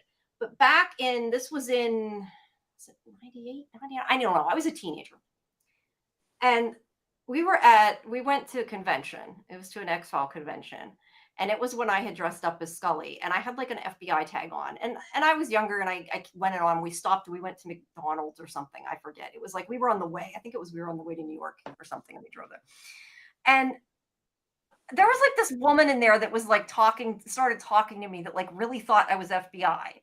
Like I don't know. I think I was like 15 at the time. Like, why would you think I was in the FBI? A prodigy? Like, really? Because we were laughing about it after. That was funny. It's like, and I didn't have anything but like a Scully badge. Like I had like, her ID. It was stupid. It was funny. Like the Doogie Howser of the FBI. I guess so. Because I was at the expo. Yeah, I think I was 15. So I don't think I looked like an FBI agent, but hey, you never know. But yeah, she seemed to really think that. What did you say? Oh, we laughed and we're like, no, we're just going to a convention. Oh, that's too bad. Yeah. Now that I'm older, I kind of feel like I should have been like, yeah, and made up something. Although aliens. But technically, to be fair, you can get in big trouble for pretending to be. Oh yeah, definitely. A police officer. But yeah, you could probably get a lot of things if you just had an FBI windbreaker, though. I would agree with that. That would be funny. Sometimes I always thought like it'd be funny to do something like that. Like if you could do it just to see if it works and not get in trouble, and then just be like, no, never mind. You can't. But yeah, maybe as a 15-year-old, maybe I could have. I don't know. But anyway, Drew tells her that Tim shot. More of the truth is out there. Yeah. Tells Wendy that Tim shot the police chief. And I like that she's at least like, he told you that. You know, like she knows that they're both saying the same thing. And Sigsbee's like, no, he's dead.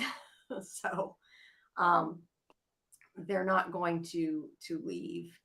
And he breaks his way, or goes to break his way, excuse me, into the closet where Tim is. And he comes out with the shotgun.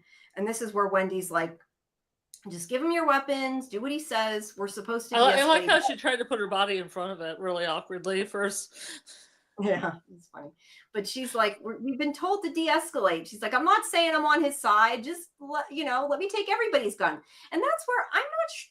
I kind of feel like she still was sort of wavering. Like she believed him, but yet at the same time she didn't, because she did say she'd take Tim's gun too, and I think she wanted to take both of them. I really think she wanted. Allegedly she grew up with Drew too, so that's kind of rough. Yeah, so she trusts him, but she wants to trust Tim, and she's like, just give me both of your guns. We'll figure this out later. And she's like, well, Tim, we'll just check his sidearm. Forensics will show if he killed him or not. And he's like, yeah, there's not going to be any forensic investigation. Are you serious? But she goes to take Drew's gun because he says he will let her. He acts like he'll let her. And then whenever, I don't think I'm quite far enough. Whenever she goes to take it, he grabs her. So clearly he's kind of like putting her in front of him, like, you do anything, I'm going to shoot her. Mm-hmm. But he shoots at Tim, shoots him in the arm. Tim shoots back. Although, to be fair, it kind of was a reaction of shooting back, I feel like. Because he shot at him. Yeah. And I don't even know that Drew necessarily meant to shoot. Like, he kind of got thrown off balance the way Wendy knocked into him. But either way, Tim shot back and he kills him. And she's like, oh my God. I think it's reasonable. Yeah, but she's like, oh my God, you killed him. And I'm kind of like, dude, he just was going to hold you hostage, like with a gun in your neck. Why are you? Yeah, dude, like, I get you knew him, but and I love that. He also killed your chief as well, by the way. What? Sorry, what? I said he's also killed the chief too, FYI. Wendy. Yeah, FYI, I've told you this. But I think also it's funny. Luke is very patronizing here to Sigsbee. He's like, yeah, that was great. I know this must feel like a dark time for you. Like, I love that. Like, he's talking down to her, and she totally deserved that. But Sigsbee does try to talk to him and make him think that or tries to talk to Wendy and Tim and make him think that Luke's just confused. And she's like, you believe a confused child, really? And Tim's like, we saw Maureen's video. Like, you can't say that. We saw it. Yeah. That's what she said to Luke as an intake meeting. Yeah, I kind of figured he was. I like that she just said that's unfortunate. Yeah, she's like, that's unfortunate. In other words, we're all fucked now. Because she says they're gonna kill us all now, is what she's saying. And she says that she wouldn't have killed them all. Like, yeah, right. And they talk about what's on the video. And you would think that Wendy at this point would kind of be like, okay, now I know for sure he's telling the truth because this woman just admitted it. Mm-hmm. But they kind of leave that part out. But yeah, she says that Luke doesn't know everything. And he's like, yes, I've told, because he says he's told him everything. And she says, you don't know everything. And she says, I know you're torturing us. And you killed my parents. And he's like, but you don't know why. And she says, the smartest kid in the world doesn't think to ask why. And I think this is kind of the big issue here of what's right and what's wrong. Like, it really doesn't matter what the reason is. Like, even if you're trying to save the world, that doesn't mean it's okay to torture kids. Like, she's using an excuse to make it seem okay. And it's not. And he said, you're using us to commit your perfect crimes, murders without physical evidence. And she says, you're like a blind man who felt a tail and thought he could describe an elephant. And I think that's the opposite way of how that story goes. Yeah, I don't know. But I think the blind man touched different parts of the elephant, and the one touches the tail and says, it's a rope. And they don't say, oh, this is the tail of the elephant. Yeah, that's true. I think you're right. But it was a weird way of phrasing that tail. Yeah, but we got the point. He knows a piece of it, not everything. And he's like, Luke's just like, she's going to kill us all. And he's like, she's like, I wouldn't have killed all of you if I didn't have to. She's just being like, trying to be accommodating. She's like, I wouldn't have killed all of you, just Luke, probably, you know. Mm-hmm. But yeah, he knows she's gonna kill him. And she's like, can I have a cigarette? Like, what was the point of the cigarette? Like, it made me think, and I know it had nothing to do with that, but it made me think of Smoking Man, because it's like, what is the reason she's asking for a cigarette? Like, it had absolutely She nothing didn't to do. even light the cigarette. She didn't even light it. Yeah. Was there a She's just like, camera in the cigarette? I don't Was know. there a I thought, microphone? yeah, I kind of thought maybe she was going to do something, because she did. And I thought like she was going to pull something out, or, but yeah, she seems to just have a cigarette she doesn't light. But she talks about, he says that they're involved in untraceable assassinations. And she says, but we don't know who we target. It's not for money or politics. She talks about the senator that died in the plane crash and calls him a hinge. We got new terminology. If he lived for 9 years, he would become the Secretary of Defense and convince the president there was going to be a nuclear strike, or sorry, to have a nuclear strike against North Korea. For whatever reason, he convinces the president to do that. And then whenever they send off the missiles, they go she over. said break from reality. Yeah, I know. You're sounding like you're breaking from reality. But yeah, the missiles will go over Russian airspace, who their warning systems are shitty, and they'll think that we're bombing them. So they have moments to react, and they launch nuclear weapons. And then we see that, and we launch nuclear weapons. So basically, yeah, everybody shoots each other with nuclear bombs. Which, I mean, that's like a scenario that kind of could happen. I mean, hopefully never will, but could it happen? Have you not been watching? It's happened over 500 times. Well, yes, but they haven't gone all. Oh, that's true. Yeah, and here I thought you meant real life. I was going to say, I don't think it's gone all. It's happened. You confused me there for a second. Yeah, she says they've saved the world 500 times. We don't know how. Karen says there's James Bond cigarette that shoots bullets. Maybe. Yeah, something like that. Yeah, I don't even remember. I'll be honest. I just. It's like a cyanide cigarette. So you could just smoke a cyanide cigarette and fall over. Maybe. I guess we'll find out next week. But I don't know. It just was weird the way she took the cigarette. But anyway, there would be a nuclear attack between the countries and everybody would die. And yeah, she's like, I know you saw what Luke can do. He's only low level, but there's people who have rare precognition. And that's when he's like the PC track, because he knows what she's talking about right away. And also we know that Luke can kind of see the future a little bit. So he's kind of questioning it. The precogs. Yeah, this came out in 2019 when there was a lot of saber rattling from North Korea. Yeah. Well, I mean, we know what can happen with nuclear warfare. I mean, like I said, it could happen. It's not something one person shoots, somebody else shoots, and yeah, then you're screwed. But he asked about how rare the precogs are, and she says nobody has clearance to know how many there are at any given time. But she says, what would you do to find it, or what would you do if you knew it was going to trigger Armageddon? Like, what would you do to stop it? And he knows that, they set up them to target somebody. And they said since 1950, they've saved the world over 500 times. It seems like a bad way to set up a company of like people. There's nobody who knows how many precogs are there. Not a single person. Well, maybe, but I kind of figured that was more like no one person knows. Like they're all given a little bit different information, so nobody can. You know how they do that sometimes, like so no one person can know everything, and like everybody's making one part of the killer robot. I get it. Yeah, I know. That's how I took it. And she said over 500 Golden Child, so I don't think it's exactly 500. Well, maybe if she would have said like 578 of them were legit, or whatever Jack Bender numbers. I was going to say that we would have had people being, what does that number mean? What does that number mean? Yeah. 474. Yeah, but she says people have died 1 billion times. But she says, so you understand, she tells Luke, you understand the cost benefit of like why they're doing this. And she asked him what he would do to save the world. And she says, you killed a kid to save people. So you should understand, you do whatever it takes. And she says, read my thoughts. Am I lying? And Luke says that she's not lying. But Tim, and I like this, is it says Tim spitting back what Luke said to him in I think last week's episode, whenever Luke said he trusted the police chief, and he said to him, like, that just means you trust him. So he's like, that just means she believes it. Doesn't mean it's true. Sigsbee could be being lied to too. We do not know. but she believes it. And he says, what we've kind of questioned before, if you're saving the world, why not just do it out in the open? And she says, well, if you take Luke out of here, you're putting the entire world on suicide watch. And she says that he killed a kid to prevent a massacre. He should understand this.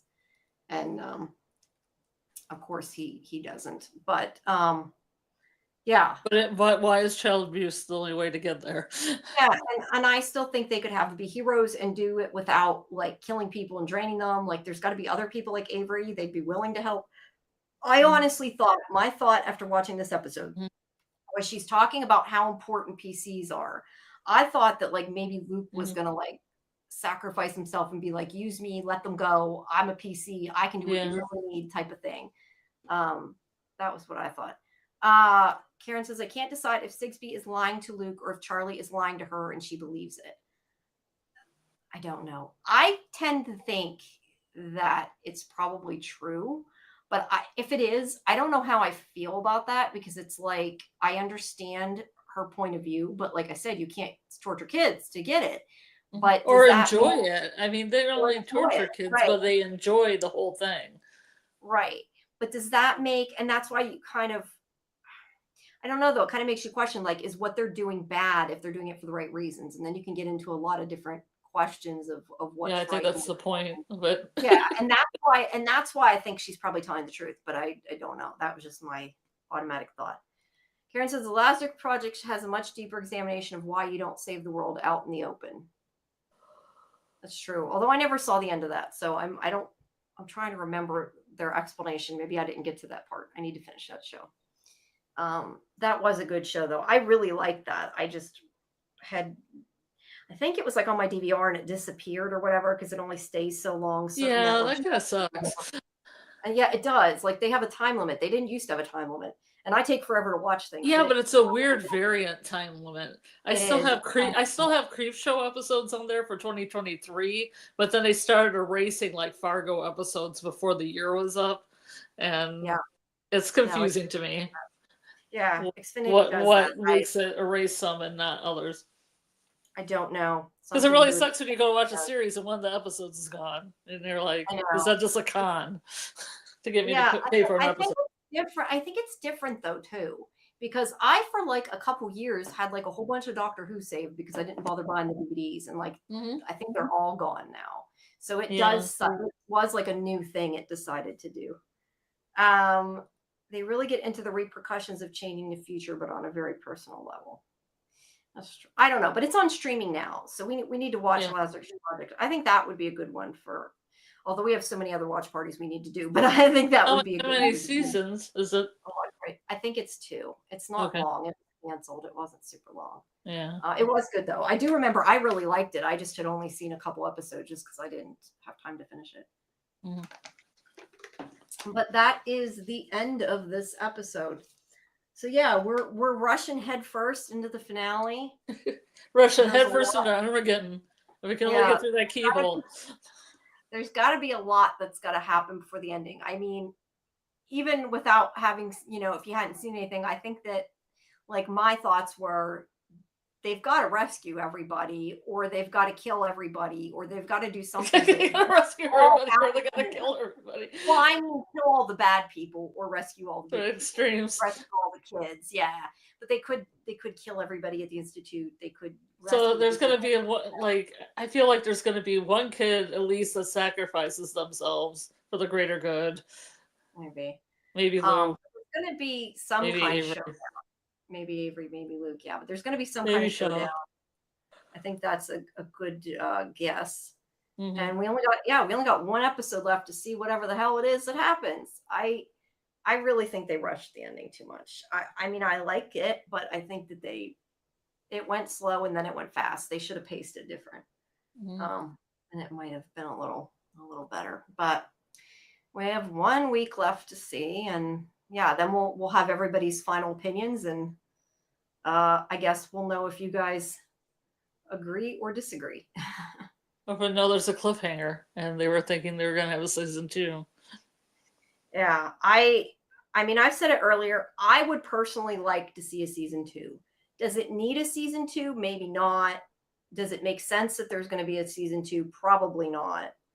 I just don't see it happening, regardless of whether I'd like it. But I do think it was good enough. I would like watching another season, whether it would be a prequel or it would be, part of the universe or something. I wouldn't mind seeing another season. But I just, because it was a book and it's been written and it has an ending, and I don't know. I mean, like you said, Revival kind of had the same thing. Like it had an ending and they still, I don't know. I just don't. With a Stephen King book, it's like, are they really going to go off and write their own story when it's a Stephen King book? Because that would alter it a lot. And because he's like so well known.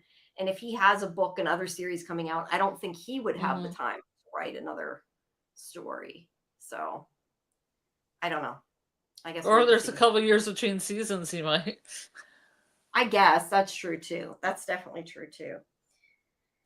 I was going to double check the time of my interview here to make sure I say the right thing. But like I said earlier, if anybody has any questions for Jack Bender about the Institute, I can't use the whole conversation about from. not from questions. So it has to be about the Institute. If you have any questions about the Institute, you can put them in so my I mean the Institute.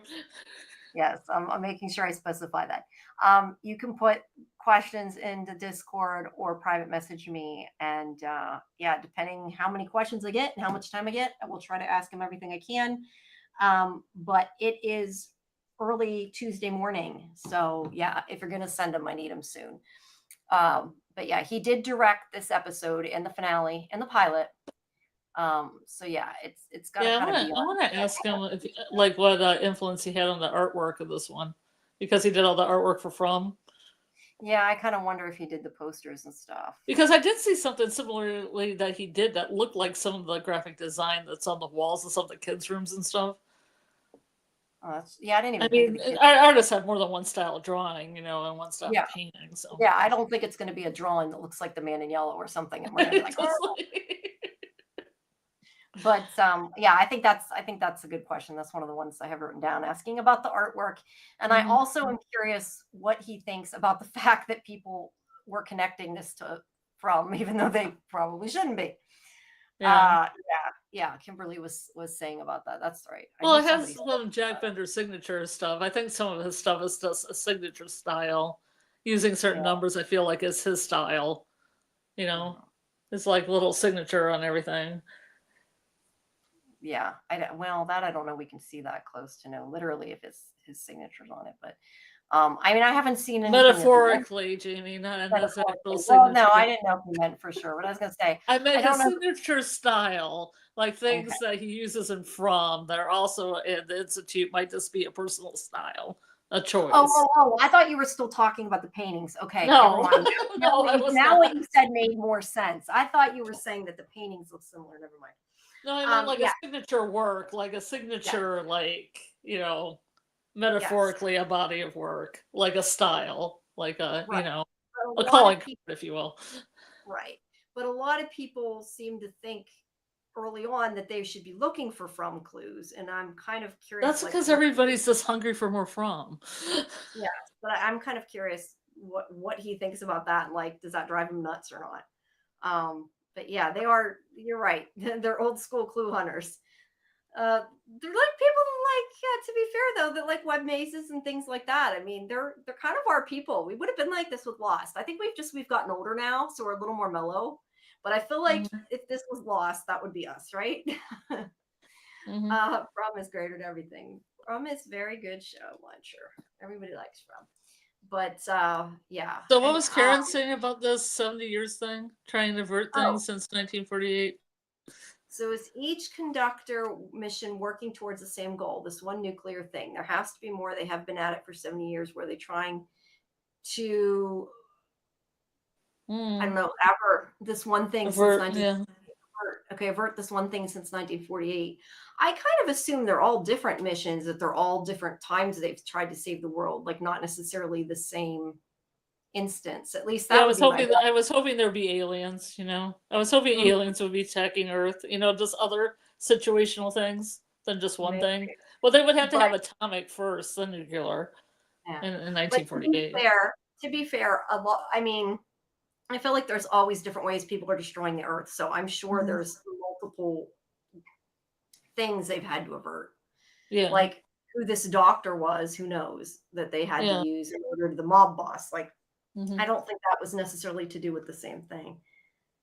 Yeah. They promoted the show from the creators of From. So yeah, but they do that all that means is the same people worked on it. So if you like that, watch this. Like it doesn't Hmm. necessarily mean this is connected to that. They did I, this I good don't know. thing, so this thing will be also good. You should watch it. Yeah. Well, I guess the other thing is too to me is like my immediate thought too is this is from a Stephen King book that was written like way before that. So I'm not sure Mhm. how it would be possible. They're not near the end. There will always be something. So what did Stackhouse and Hendrix mean? They're getting closer to an end. Um, I kind of assumed he just meant because they only had 2 hours to avert whatever disaster this was. Mhm. I mean, that I don't know. That's what I got out of that comment. But I mean, but hope no, it's I mean, different. Not the same one.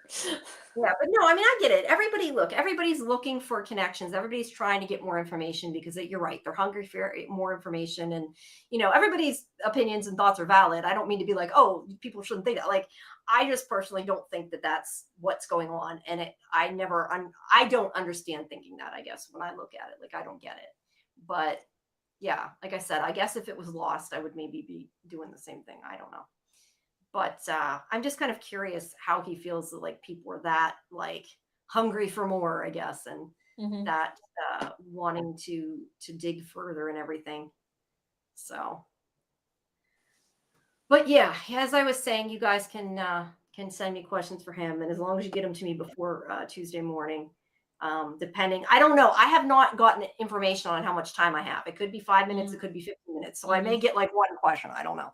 We'll Yeah. have to see how it Yeah. goes, but that won't be live. It will be recorded. I'm guessing I probably will ask stuff about the finale, so it probably won't be up until after Sunday. Mhm. I still have the interview with the kids that play Luke, Cleisha, and Nikki. It's a triple interview that I'm putting up after the finale. The networks, though, consider linear premiere the premiere. Mhm. So if I Yeah. say after the finale, it can't go up until after 9 o'clock on Sunday. Mhm. So basically, like right before our show. Yeah. um, because that's just kind of their role. You have to. AMC does the same thing. Don't know that Mhm. I understand it, but that's the way they do it. So yeah, but that'll be a fun interview. But I'm gonna get all Well, those they up. probably And just wanted as many people to watch it without being spoiled as possible. true, that's true too. Yeah.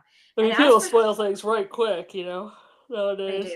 they do. And as for Simone, I was supposed to talk to her again, but I have not heard back. So I'm trying again, and I don't know if it just got the email got lost or what, but um, I might still be talking to her again. So just look for that.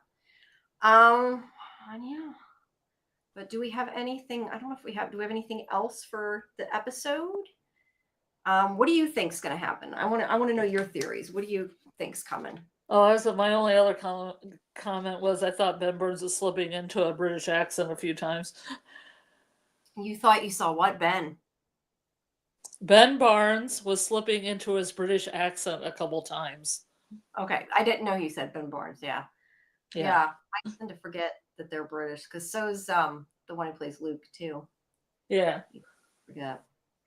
Yeah, But they go but back. but but you know what? I had something spoiled to me on another live because I didn't know something happened in the trailer that actually happens.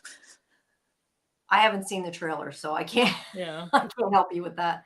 But I guess I would say then, if you don't want to be spoiled, nobody else should watch the trailer. But that sucks if they put it in the trailer. But to be, when did they put out the trailer for the new episode? It's out already. I didn't know it was out that soon. No, I think it might have been one of the beginning trailers actually. That Oh, kind of okay. gives away something in the end. I didn't realize it, but it was kind of what I was coming to in a different way, except slightly changed a little bit, but like because of the visual thing, the trailer was like, okay. They show that early on, so it probably gave away some of the If plot. you're talking about what I'm guessing, I'm making a guess of what you're talking about, and I'm not going to say what it is, but Uh-huh. guessing if it was in the trailer, what it could be. If they gave that away, that sucks, and they shouldn't have. But to be fair, it's not. We've known this before because we've talked to people about this. When they do the promos, it is not the writers and the people that make the ads. And a lot of times they don't necessarily like what they put in it, but they're given so much stuff to go through and they pick it, and it's not always the best choices. But it just annoys me when they show things what annoys me the most is when they show things in the preview that get cut, or they show things in the previously on and there are things that didn't happen that like they actually cut out and they want you to know. That pisses me off. Yeah. Karen says, I think Avery must live. He's the baby, and I'm still hoping for him to unleash his power. Yeah, I think I would have thought at this point that at least Luke and Avery would make it out, because you're right. I don't know that. I don't think both of them are going to make it out. One of them's going to sacrifice themselves. It's going to be Luke or Avery. Maybe. That's why I said it's kind of interesting. Or they're just going to die. I mean, they're not going to sacrifice themselves. They're just going to use their power to save other people, and then maybe. But that's why I think it's interesting that Luke's not the main. Luke is the main character, but he's not the powerful one. Like, I kind of like that. But yeah, maybe. I'm trying to think of anything else to. I wish they had I would have liked to have seen more powers used through the season. Season. Mm-hmm. Maybe Nikki sacrifices himself. Whoops. Clicked the wrong one. Maybe, I know you meant Nikki. Sacrifices himself. He sort of did already in a smaller way. He did sacrifice himself when he got the room open for Luke. But I just don't think that will be as big as Luke or Avery dying, though. Metaphorically, yeah, so. That's true. But he might be collateral damage, who knows? He might be, but I just wish they had let some of them use their power more, because that's why when I was talking to Finn, who plays Nikki, kind of questioned, like, nobody was 100% sure he was even TK because they never showed it. Like, why not put it in the show? I guess because it's such a short show, they, left out a lot of things. They couldn't make him just like rattle something on a table. Yeah, something. But he did say one thing that I think was interesting, though, was that, like, if he grew up in the foster system, that he probably didn't want to be different, so he maybe wouldn't use his powers or something like that. So I get that. That totally is valid. It makes sense. But I just personally would have liked to have seen him, like, I don't know, like, instead of throwing the chair, like, fling it or something. But I guess they're not that strong. Could have done something, maybe. We don't know. A chair that was less than 8 pounds. Yeah, probably. So maybe could have thrown something. Through the cake. Smash somebody's face with the cake or something. Yeah, a piece of cake in the face. That would have been funny. Yeah, that would have been funny. And I could have seen that happening. You have to use your skills for good.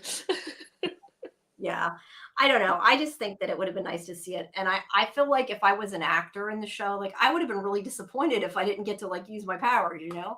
Like, even all of them, really. Like, we didn't see them use them very much.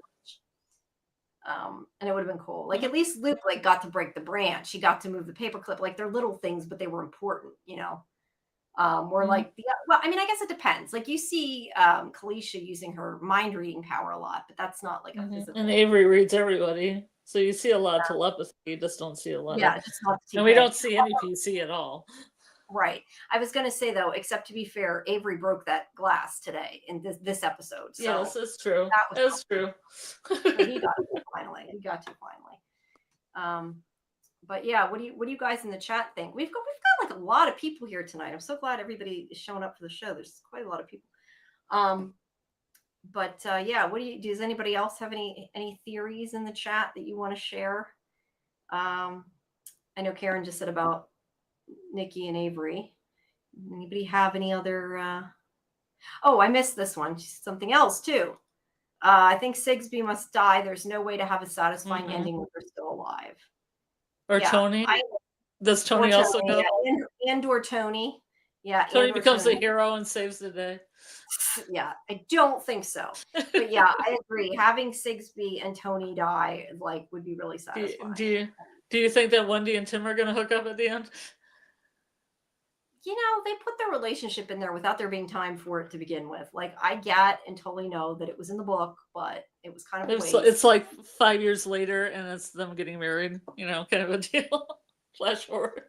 Don't know I need to see that, but yeah, I mean, I wouldn't be upset about it. I'm They fine with adopt them. Luke, he's the ring bearer, you know. Yeah. No, I'd be fine with them being together. I just don't think it was necessary. Sorry, shippers not happening. Yeah. I don't think that they already didn't devote enough time to a lot of things. I highly see them putting more time into the relationship. I think it was kind of a throwaway to begin with just because there wasn't enough time for it. I don't think it was necessary.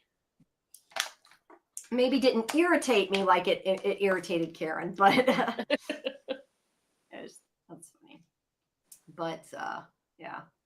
What else? Will we ever see the people from the upstairs again? Or that one Yeah. guy? Yeah, Or that was my or is he just gonna hit the table and go, curses, foiled again? let's I'm hope never not. gonna die because it's Armageddon. Maybe next week is just an extended sex scene. I don't know. There's But nothing yeah, related to the actual show. yeah, no show. We're done. The end. Just Ben Barnes with his shirt off for an hour, you know. Well, hey, that part at what the least would people be want.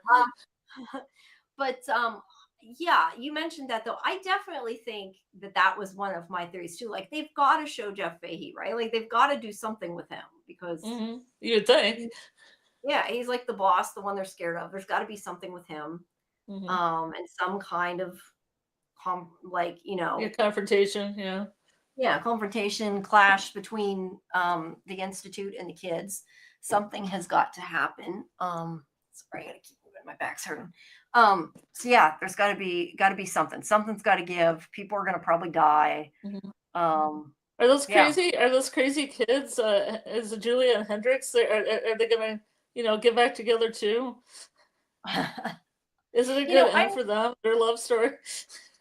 Yeah, and I'm still curious if there was more of that in the book because that to me just seemed like a power thing. And I know there was something AJ said early on in the season about like they were together for a reason that made me think there was more to it that they just didn't put in the show. So I kind of questioned what that was about. Like, why were they sleeping together other than like she was trying to stay apprised of all the stuff he's doing? Oh God, I hope not. Are there people shipping Sigsbee and Hendrix? Sigsbee.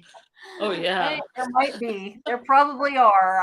Jump rope enthusiasts. Yeah, maybe. Luncher ships them. I'm not sure if that's legit or you're joking, Luncher, but but that's funny. I don't know. That's a very Nikki and Shell gonna get together, or is there gonna be a little bit of a triangle there? A bunch of sheeps them. I don't know what that means. The difference is sheep them. God knows. Okay, I'm not sure what that means. I don't have sheep noises. I have goat noises. Yeah, you have goat noises. You can't play sheep noises. Golden Child is similar. Like, and I would have gotten away with it too if it weren't for you meddling kids. Yeah. Yeah, pretty much. That is kind of what. That's what the guy upstairs will be saying. Like his fist in the air. Oh, man. Yeah, no, that'd be. But then the nuclear missiles come, and Finn, the end. The end. Yeah. I don't know. I just think it feels like an awful lot to wrap up in an episode, and I just do not think there is any way that a lot of things can be answered. But I do not feel like they were left unanswered for season 2. I feel like they were left unanswered because they didn't devote enough time to things, and they feel more like plot holes. Personally, I don't know what they're gonna do. Like, are they just gonna grab Julia and go to Portland? Is that the plan, or? I don't know because they have no proof right now. They don't have. I mean, they have proof. Oh yeah, they got to get that thing. I think it fell on the ground somewhere. Yeah, they're gonna like find that thing. Yeah, they have. I mean, they have kids that can tell what are going on, but like, there's no. Like they have Luke, and if they like get them out or whatever, like how are they going to prove it, right? I don't know because there's no video. You can send a SWAT team over there, just a SWAT team. Yeah, I mean, look, I think that if they got the kids out of there, or even just Luke, like they could probably get the institute in trouble for like child abuse because I think that they would believe somebody if they said, "Hey, they were abusing us, they kidnapped us," like that you could probably prove. But like the fact that they're doing all the weird shit and experimenting on them and putting them in a furnace, I feel like that you would probably need more proof. But I don't know. But you're right. Maybe it fell on the floor. Well, real life things are killing the parents. Yeah. Well, yeah, but do they have any proof that they killed the parents? Like right now, they're trying to say Luke did it. It sounds like so. It doesn't seem so incompetent. How are they making all these clean, clean murder scenes and all that. How is that I happening? probably How is because they have. everything just silent and just like nothing? No, I'm guessing no it's loose probably ends. because, yeah, I'm guessing probably because they have somebody else in the police department maybe helping them. That's There's nobody else. competent. Yeah, but the thing The is there's one no. person that's competent. Yeah, but the thing is, there's nobody else in that little police department. So that must mean that they have people like in other towns, maybe that are like part of it. I mean, I know in the book Tim wasn't even in the town they're in, so maybe that's the only thing I Yeah. can think of. Maybe in other police departments further away, there's people that are involved, or something, or maybe. I mean, I don't Well, know. they Who said. knows? Sorry, go ahead. I mean, I don't. I mean, I don't know if it was somebody wrote the book that told me this, or maybe something I picked up. I thought there was multiple institutes. Am I wrong? I don't know, but it seems like there Around could the be. world. I mean, maybe I'm getting mixed up with something else. I watch a I, lot of television, folks. I don't know. There could be, but I think I've lost track of what I was going to say. Oh, it could even be. I mean, maybe it's just this article went out because Kate wrote it. Who knows? Oh Karen yeah. also said, I think the ending could be Sigsbee and the Institute dead, but Charlie lives, meaning Jaffe lives, and we see that there are other institutes that are saved but still going on.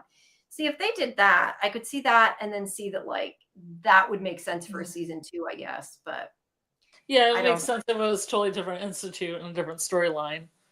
Yeah, yeah, and it With could a be different cast, but maybe a couple from the first season being in there too. Yeah, it could be. I never thought about that, but you're right. It could be a completely different cast too. Just say no to Like season 2. Tales of the Institute. Yeah, Tales of the Institute.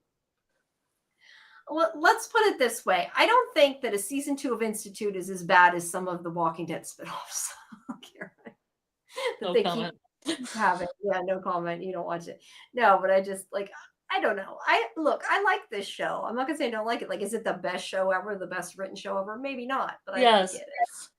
I would enjoy a season 2. I don't think it's necessary, but I would like a season 2.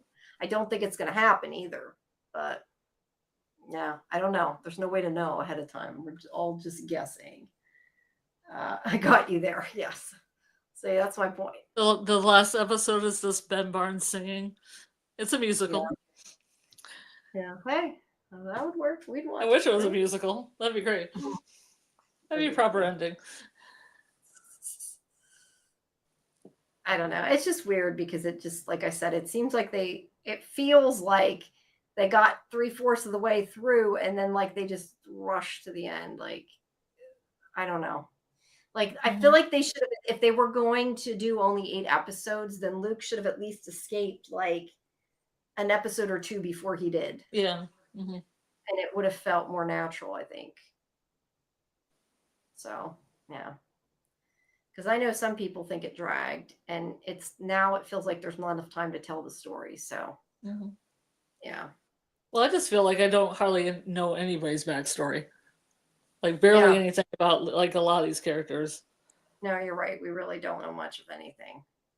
I mean, again, I guess it may not be in the book, but I feel like it is kind of hard to care about them as much when you don't know a lot about them.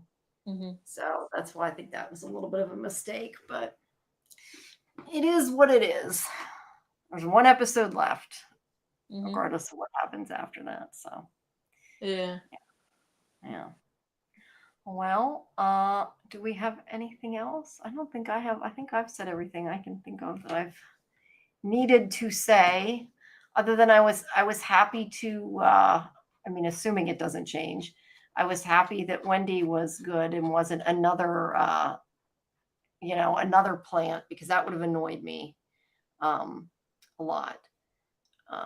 And the chief, same thing. Like I get that Drew was, but like we didn't need another one. Like he needs to be it, right? I don't want to see more people pop up that are in on it. That would suck. So I was glad they went that way with it. But I did go back and forth a lot with Wendy. It took me quite a I lot. never did. You just thought she was good, or you Yeah, thought she was? that's fine. I thought she was good. I didn't think she was going to change. Okay. I don't know. I kind of like sometimes thought she was, and other times thought she wasn't. I went back and forth. So yeah. Or she would have like GPS her car so she could follow the car around. Yeah, maybe Just had her phone. Not lost it so many times, that's for sure. All right. So so the whole thing is that we kind of predict that they're gonna like try, they need to get going, pick up the key drive, go to Portland. Well, maybe they won't go to Portland. Maybe they'll get stopped in the middle. They're going to Portland and they get stopped. But then, Avery's like, you gotta come to the Institute, Luke. So he does. Maybe. And then all the kids are like humming all together. They're humming it up. Yeah, They're destroying things. Something falls on Hendrix and kills them. I always thought it was like an earthquake kind of feeling. That's what I got, like earthquake. That'd be cool. But no, but yeah, I definitely think there's going to be some kind of showdown at any rate. Golden Child says, I definitely. Well, the saying when the kids dies, and then Wendy and Tim would get married 5 years later, adopt the other one. That would be bad. That would be dumb. Don't say that. We don't want that to happen. I went to with a wedding. I don't know that that's Stephen King's usually MO though, so I think we're probably okay. Well, happy endings. Yeah. Well, not that they're all bad endings necessarily, but I don't think he's going to have the two of them run off and get married. I don't foresee that happening, so I think we're okay. But the rest of it, I don't know. Ooh. But there's one episode, so yeah, that's it. Karen felt suspicious of Wendy at times as well. I think most people did. I don't know. I would go, like I said, I kind of went back and forth a lot because she would say something. I think, oh, that's suspicious. But then I think she seems so nice. And then, yeah, I kind of went back each way. Anything else? Anybody else in the chat have anything else to say before we? I want at least one scene of PC2 before the season ends. I would like that. Yeah, I mean, we saw Luke's just little one scene. That's all we got. We got Luke seeing what that kid was going to do, but that was all we got. Yeah. Yeah, I agree. Excuse me. I think that would be good. I agree. Something more in the big picture of things, Yeah, yeah. Or maybe he sees like that the world could be ending, and maybe he decides he wants to help. Who knows? But yeah. Or maybe he sees a way out, and maybe he sees a better ending without the Institute, and they still save the world. How about that? That would work too for me. We will wait to see. Because he's so smart. Yeah, he's supposed to be a genius, so mm-hmm. he might figure something smart out. Yeah, but I do think that I do think he's going to need the others though too. I mean, I think that it's going to be all of them probably. Yeah, I feel like they're all going to band together, like everybody in the back. But I wish there was more scenes of them interacting with other kids in the back instead of just their clique. Yeah, instead of just those few that we know about. Like if all of them were in the same mindset that we've got to fight this. Yeah. Yeah, that makes sense. I don't know, but that does make sense. Yeah. But yeah, we'll have to wait and see. All right. Well, I think we've gone through everything. If nobody else has anything else to add, and if you have nothing else to add, if you have something else to add, let me know. Otherwise, I'm about out of things to say. I think I've gone through everything. Yeah. Yeah. I'm just imagining an Institute musical in my head. That's great. Precog isn't that useful unless you have the power to make a difference. Yeah, that's true. But I feel like, isn't that maybe the point of a show like this? But then again, it's Stephen King, so maybe not. I feel like my one friend that said that he had really stupid precognition where he could predict what commercial is going to come on the TV. That'd be funny, yeah. And it's just a bad use of it. Yeah, well, hey, they said they can only lift something that's like 7 pounds or 8 pounds, whatever. So who knows? But it makes me think, I've said before about that show that they used to have that 3 inches or whatever that was like about superpowers that were really, really useless. But I don't know. I just wonder though, is that the point? Like, can these kids save the world? Like, I would think that could be the point. But like I said, since it's a Stephen King show, I don't know. They don't always have like super happy endings. Like, oh, the kids get together, they save the world, everybody's happy. Like, we don't know that's what's going to happen either. Everybody breaks out in song. Everybody breaks out in song. Yeah, I don't know. But yeah, 1 episode left. So we will find out soon enough. All right. Well, Thank you everybody for joining us. We did have quite an active chat tonight. That was awesome. Tomorrow night at 10 Eastern, we have the review portion of the Institute.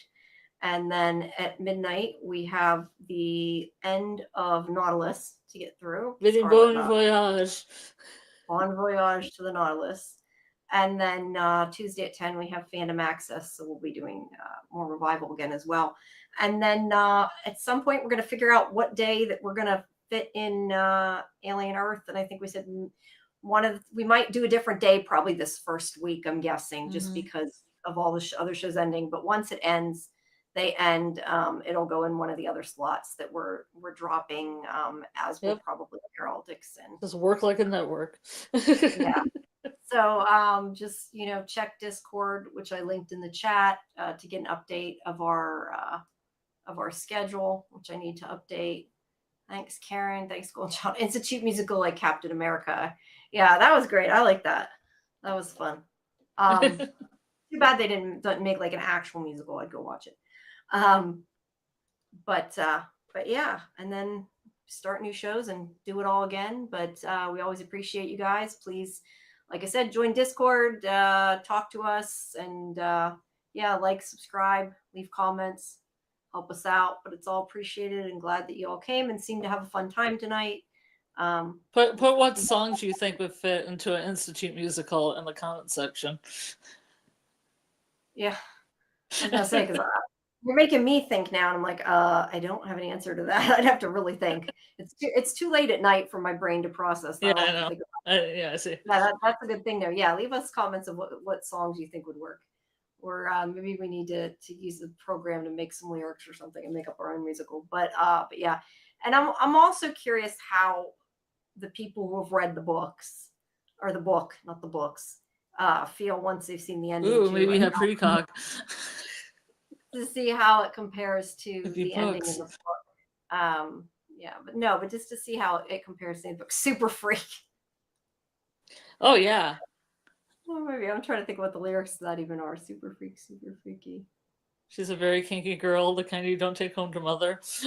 Yeah, that would work for Sigsbee. That would definitely work for Sigsbee. Oh yeah, that's the Sigsbee dance scene where she's dancing around. That's what you're talking about. Yeah.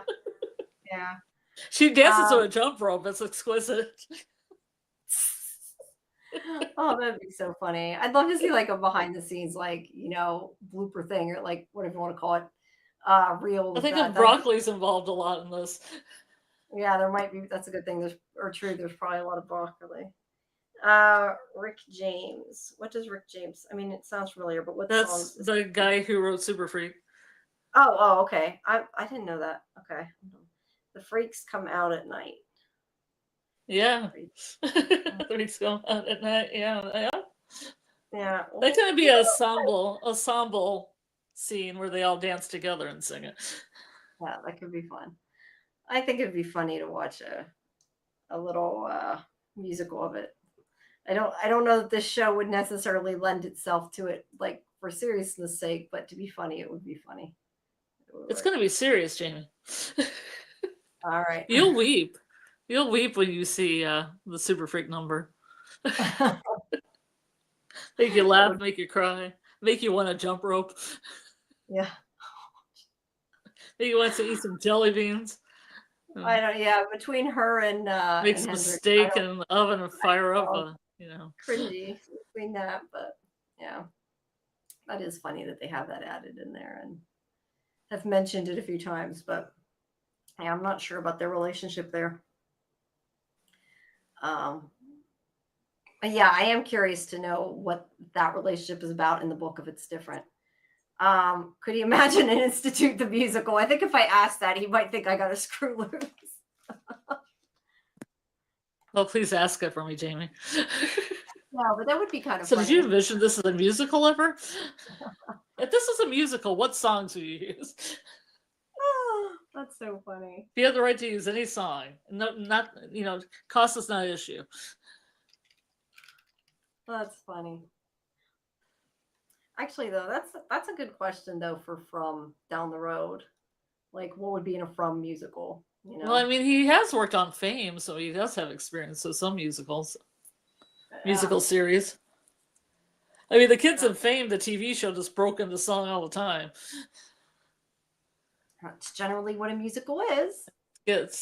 Well, I mean, they're all in a school, but the whole idea is they're just hanging out in the hallways of the school doing stuff, and then somebody comes in an outfit and just starts dancing, and then they all start dancing behind them, and then some people are like doing some rhythmic things behind them, and some people are dancing. That'd be funny. And it's like a medley. Yeah, it would, but it would be funny like if they did like just the cast of From did that like as to be funny, like made an episode. And I could see like all the monsters like like all the monsters are like the chorus dancing around, right? Harold was in Fame. I didn't realize that. Yeah, and Harold was in Fame. I was going to say the exact same thing because I did find a scene where he's dancing in the back of one of the scenes of Fame, the TV show. Oh, it was a TV show too. Okay, I knew it was a movie. Really young, yeah. Thriller. Yeah, you could do Thriller. It'd be for the kids. Oh, that's a Night Knockin' song. If there's ever been a Night Knockin' song, I know, right? They don't. The thing is, they don't do anything fun like the kids at the Institute, like in the show. Those kids don't do anything fun at the Institute, you know? No, but I mean, like they got like I know a ping pong table, but they don't. They could do a musical where all the coma kids wake up and sing. Yeah. Song. We're being used as batteries. Oh, that's funny.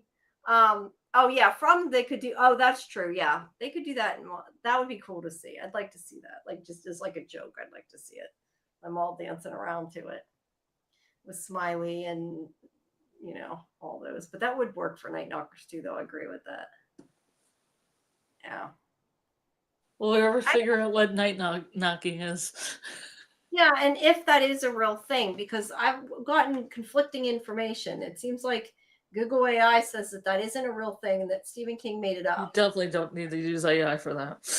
No, but I mean, when you Google it, like that's what it says, that it was made up by Stephen King. And then I remember, I think it was AJ said something like that was a term they used in the South or something. So we never found out for sure. Teens with unlimited wine coolers, they definitely have fun. Yeah, they need to show us a deleted scene where they're all getting drunk. It's a party scene. I guess they just can walk around freely, so I mean, anything could happen. I don't know. Most of them I'm seeing it says that it was a Stephen King invention, but who knows? It's like Tommy Knockers. Yeah, like Tom. Well, and what's the difference between the two? Quite a bit. Quite a bit. But I know that they, at least in real life, use the ping pong table. So like they should be using it in the show and then like having a little bit of fun there. Mm-hmm. They need to chill and take a break. They just couldn't get the enthusiasm up to play ping pong. I guess they're all out of energy from all the experiments and everything else. Yeah, they can't possibly. Not even TK. They can't even TK a paddle up to hit a ball or ping pong ball. I think it would be interesting, like how this show would have played. And granted, I don't know this tone of the book, but it could have been interesting how this show could have played as more of like a darker, scarier.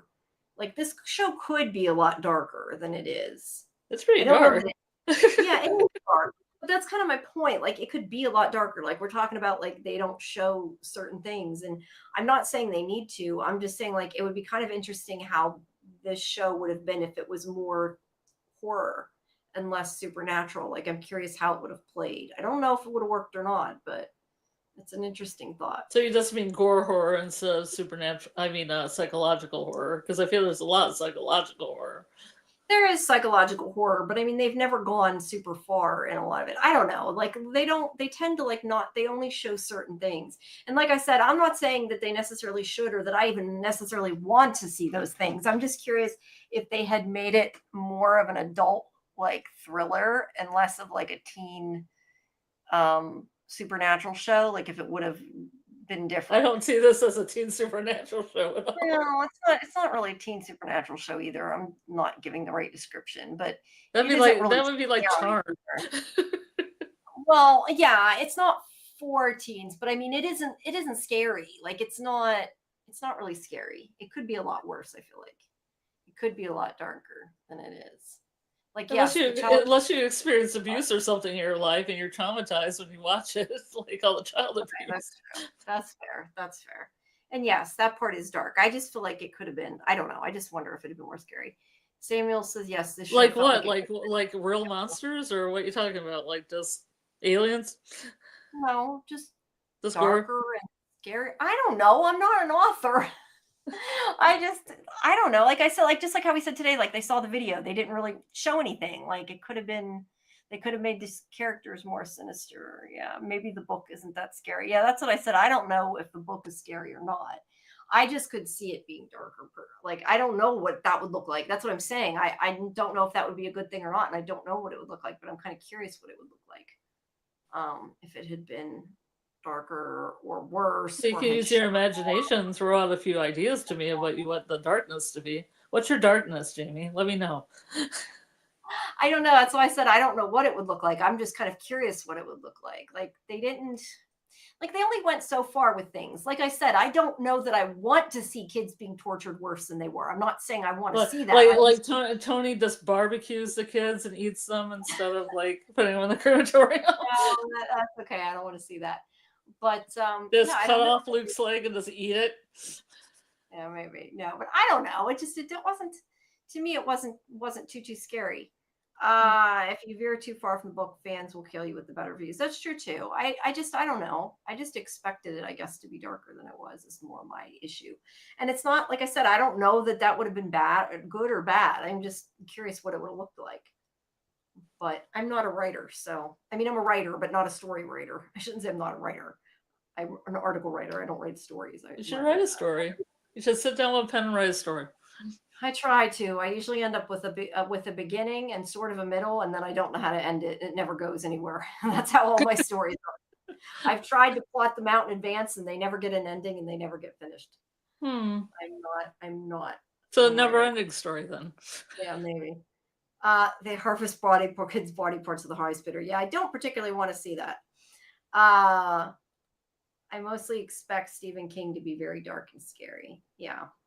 Although I don't know if they all have been, but some of them have been. Like some of the movies I've seen have been darker that were Stephen King. But I don't know. I mean, they also tend to have like bad endings too, a lot of them.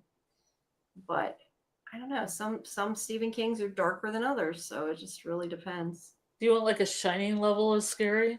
Because people don't find Shining scary either. But I don't think Shining was scary, but maybe if you watched it when it came out, it might have been more scary. I don't know. Well, it's depending on the book as well, like all the different incarnations of it. Yeah, I don't know. I've never seen the whole thing. I've seen pieces of it, but it didn't seem very scary. But again, that's watching it in 2000, whatever. It's not watching it when it first came out. So, as I know, it was supposed to be scary. So you think people are more scared like in the 70s than they are now? Well, I mean, there's a lot of movies that people thought were scary back then that they don't think are scary if you watch them now. But sometimes I think that's also because things are more realistic now. Like it's not so much even the scary, like they didn't look real back then, like because the effects sucked or whatever. So some of that. They don't look real now. A lot of effects that look really bad. Yeah, there's still ones that look bad too. You're like, people told me The Exorcist was scary and people were passing out when it came out. Yeah, that's kind of the same thing. Like that's not. Like you watch it now and it doesn't seem that scary. Well, it's also hype. They want people to go in the theater, so they are going to hype that stuff up. True. I mean, William Castle in the 60s used to do horror films, used to have a nurse on call in the theater, give people barf bags, oh, it's going to be so scary. Even Blair Witch Project, the same thing. Blair Witch Project was scary, but it was more jump scare. I feel like The Shining was not as scary. It was boring. It was like watching paint dry. I think because I heard for decades that it was terrifying and I had built it up in my mind. Yes, that makes a difference too. Today's attention span is way faster than the past. That is also true. And Karen says The Exorcist is the scariest movie I've ever seen. I was terrified. Yeah. I think it also depends what you're scared of too, because like you don't like that kind of like demonic religious horror. Like to me, demons and stuff, I don't find scary at all. I really don't. I mean, that's more like watching aliens or anything else. Like it's supernatural. It doesn't really generally doesn't really scare me, but I tend to want to just watch the more entertaining for me, which is usually supernatural, kind of drama yet comedy bent. Yeah, yeah. If they did the ages closer to the book, it would have been more intense. That's a good point Yeah, too. that's what wasn't that what Jason Diaz was saying, that they were supposed to be like 10. Yeah, that would have made it, I think, a They've lot been all darker. like Avery's age. That would have been It would have been not great. harder to watch though too, and I understand why they didn't do it. Like I totally Mhm. get that too. Um, and Samuel says, I watched the Blair Witch movies and listened, read the lore. It scared me for a week. I think Kimberly said, I think Luke was 12. Yeah, I think it depends. Yeah, I said, yeah, I think was it yesterday? I don't know. During one of the things we were doing, I was saying, yeah, I remember when I watched Blair Witch Project first time, I saw it in the theater and I was like a teenager, and I get scared of things easy, but there wasn't enough, like the theater was sold out. So I ended up like sitting in the other side of the theater from the people I Mhm. went with. And I remember being scared shitless, but I'm I a went to a wuss. drive-in where a lot of people were driving in and out, and I couldn't see what was going on in the movie at all. Yeah. Imagine the movie the way it is, but imagine people driving in with headlights in and out of the drive-in, Yeah, like hitting them with the headlights. yeah, that would kind of make it hard to watch. You When have it to kind of ended, I was like, "It's done? Okay, it's over. I guess it's yeah. over." I I think Blair Witch is kind of like it's its own thing. You know what I mean? Like it's kind of its own genre. Like I feel like it was scary to watch it once, but like after Mhm. that, there were so many copycats that Oh, were I can respect it because for such a low budget movie, they really made a name for themselves with all the hype, they, they like did. acting like everything was real, and having all the actors kind of squirrel away. Yeah. Blair Witch was so scary. I live near it. They shot and never go there. That's the thing too, is that I think was Blair Witch like the first found footage movie? It was definitely like one of the like big Well, ones it because wasn't the it first, didn't but get it's much probably one of the most well one that known. everybody The remembers. moneymaker one, the one that made the monies. Yeah. Yeah, I remember you saying that, Kimberly. Kimberly didn't realize wasn't supposed to be a real documentary when she saw it. I Mhm. See, that's how they wanted you to watch it. Yeah, they did. I mean, that's what they wanted you to think, Yeah. but I don't know. I just remember, like I said, I remember being on the other side of the theater by myself and I was scared, but that was because I was like Mhm. in the middle of people I didn't know. And yeah, I'm a wuss, so you can't go by me. Yeah. Session 9 was the most psychological scariest to me. Mhm. I had that and I never watched it. I remember I got it somewhere and I don't know. I never Yeah, you should watched it. watch it. I remember watching it and thinking it was pretty good, but I can't remember much about it, and I would have to watch it again. It's been a long time. Yeah, I don't know. I don't like a lot of psychological horror though. I've said that before. Like I don't if it's too twisted, it scares me. Like I said, like Mhm. Saw, that thing gave me such bad nightmares. Mhm. We'll never watch that again. I don't know why after the first one scared me so bad, I was talked into watching the That's second not one, the and I second actually one. did. That's what I don't I understand. I didn't mean, actually mind the first Saw. I thought the first Saw mm, was almost like a thriller mystery thing no, that thing scared the shit out of before it got more me. tortury and Second one. stuff. Yeah, exactly. Torture porn, Karen. I think the first one was too, was torture. It was more I like guess a who done it what and everything with a reveal at the end as opposed to kind like of. this. Kind of. And I think the second one maybe was more scary. But like I don't know, like I said, I know I had nightmares after the first one and I hated it. And then I mean, I think I only went to see it because Carrie always was in it, but I I Yeah. hated it. It scared the shit out of me. And then for some stupid ass reason, after I went to see the first one. I let my boyfriend at the time talk me into seeing the second one, and he was the one that talked me into seeing the first one. And I'm like, why did I go see this? Then pretty soon you're seeing the seventh one and you're like, why am I Yeah, doing this? no, I no. After the second one, I totally never went back. I never saw the rest. I have since not watched those kind of movies. I can't do it anymore. I just can't. I'm a wuss. I don't like it. I will not watch torture porn. Period. And like I said, if I think there's like that kind of stuff in it, I totally look up the Parent's Guide to Movies before I watch them. Yeah. If they sound too scary, like if I Seriously. have to watch it, I will look up what's gory and what's crazy in it. It's just really, really not my thing. And Mhm. I don't know. Before that, I used to watch scary movies. That was really when I started like hating scary movies for whatever reason. But yeah, if it's like uh supernatural horror, it's usually fine, like ghosts or whatever, possession. That stuff Ghosts. doesn't bother me. Ghosts, possession, aliens, shit like Oh, I that. thought you meant the movie Ghost with Patrick No, Swayze. no, the movie Ghost isn't scary. No, I mean like possessions and things like aren't like I don't find scary. Like those things like Mm. Annabelle and The Conjuring and stuff. Yeah. Like that stuff I don't find scary. That doesn't, I mean, there's scary elements of it. I'm not saying like it's like a funny movie or anything, but like it doesn't scare me that bad. So I'm like It's fine with it. like the Beetlejuice line. I keep watching The Exorcist, and it keeps getting funnier every time I see it. Yeah.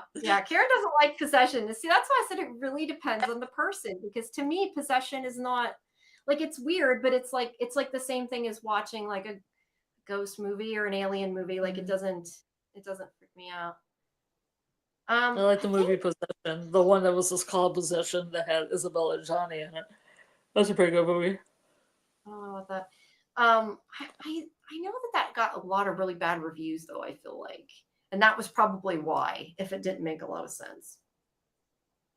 Because I remember reading about it, and then What's I don't Session know, I 9? got it. Yeah, because I remember I think I got I must have gotten like a from the rental store. You know how like sometimes they got rid of their tapes? I mean, Yeah. at least around here they did, and like you No, could buy I the love that. I picked up so many horror movies and so many foreign movies for 99 cents. I had a huge collection. I got to know all of Peter Greenaway's work, a lot of different foreign directors. It's oh, great. well, I don't know that I bought that many, but I remember Oh, I for bought whatever some. reason I think that I bought Session 9 because I remember having like an old VHS tape of it. And I don't think I ever watched it though. I don't know. I don't know why I bought it if I didn't intend to watch it. It was probably like 99 cents. It's probably like you said, I was like, oh, movie, 99 cents. And then I really Yeah, Catholic I there. mean, You just might growing up in the I don't Midwest, know. nobody was touching the foreign movies, the international movies. Nobody wanted them in the Midwest, and I adopted all of them. Yeah, no, I get that. But I don't know. I remember I bought Lone Gunman that way. I got all like the Lone Oh Gunman yeah, when they had them because I didn't want to pay to buy them like yeah. I normally got a when they lot of Criterion collections on the cheap too. I'm doing that. That's great. yeah. Uh, I don't, but yeah, I don't know. I just remember having that. I'm pretty sure that it was Session 9. It had like envisioning like a picture of like an empty chair or something on the cover. Yeah, it's got a very Yeah, sparse cover. Yeah. okay, yeah. Then I had it at some point. I just never watched it. But yeah, I'm not Catholic, Karen, so I don't know. Yeah. Possession doesn't freak me out. Actually, that's like one of the kind of movies I can watch that doesn't freak me out. I don't. I've said before, like I don't always love slasher movies. Mm-hmm. But if they're not like tortury, I don't necessarily mind them. I don't know that they're my thing, but they don't like scare me. Like I can Or they watch have a Halloween. story. Yeah, but like even if they're dumb, like when a new Halloween movie comes out, like sometimes I've watched them and like I will watch them. But then if Mm-hmm. something like I said, like Hostel or a Saw comes out, like that's something I'm not touching. Yeah. But Are you scared by Lovecraftian horror? I've never watched Lovecraft, so I don't know. I know I've told you I'd like to, You ever because I seen know like Evil Dead, Army of Darkness, that or isn't Lovecraft though. well, it's inspired by. Oh, okay. Well, a Like I lot of like things. the Endless. The Endless is there isn't. It's not totally lifted from Lovecraft, but it is Lovecraftian in nature. I mean, I You meant mean that's that scary level of you the mean Sandman Endless? grimness. You mean What? Sandman Endless? You mean the Sandman Endless, or are you saying a movie called The Endless? Saying a movie that was called The Okay. Endless. That Okay, was I written. wasn't sure. That's That what I was was asking. directed by two directors called Moorhead and Benson, and they do a whole bunch of stuff.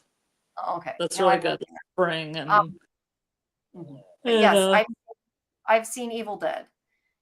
I like what's no, it but I called? The mean, a first. lot of people get freaked out by that Lovecraftian doom kind of thing of the old ones, and you know, Yeah, I don't know. I've seen the original Evil Deads, all three of them, but I like Army of Darkness because that was like kind of funny.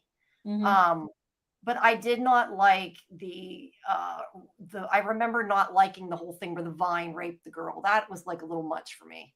yeah. And then they Uh, said they weren't going to do that again. Then they rebooted the Evil Dead, and then they did it again.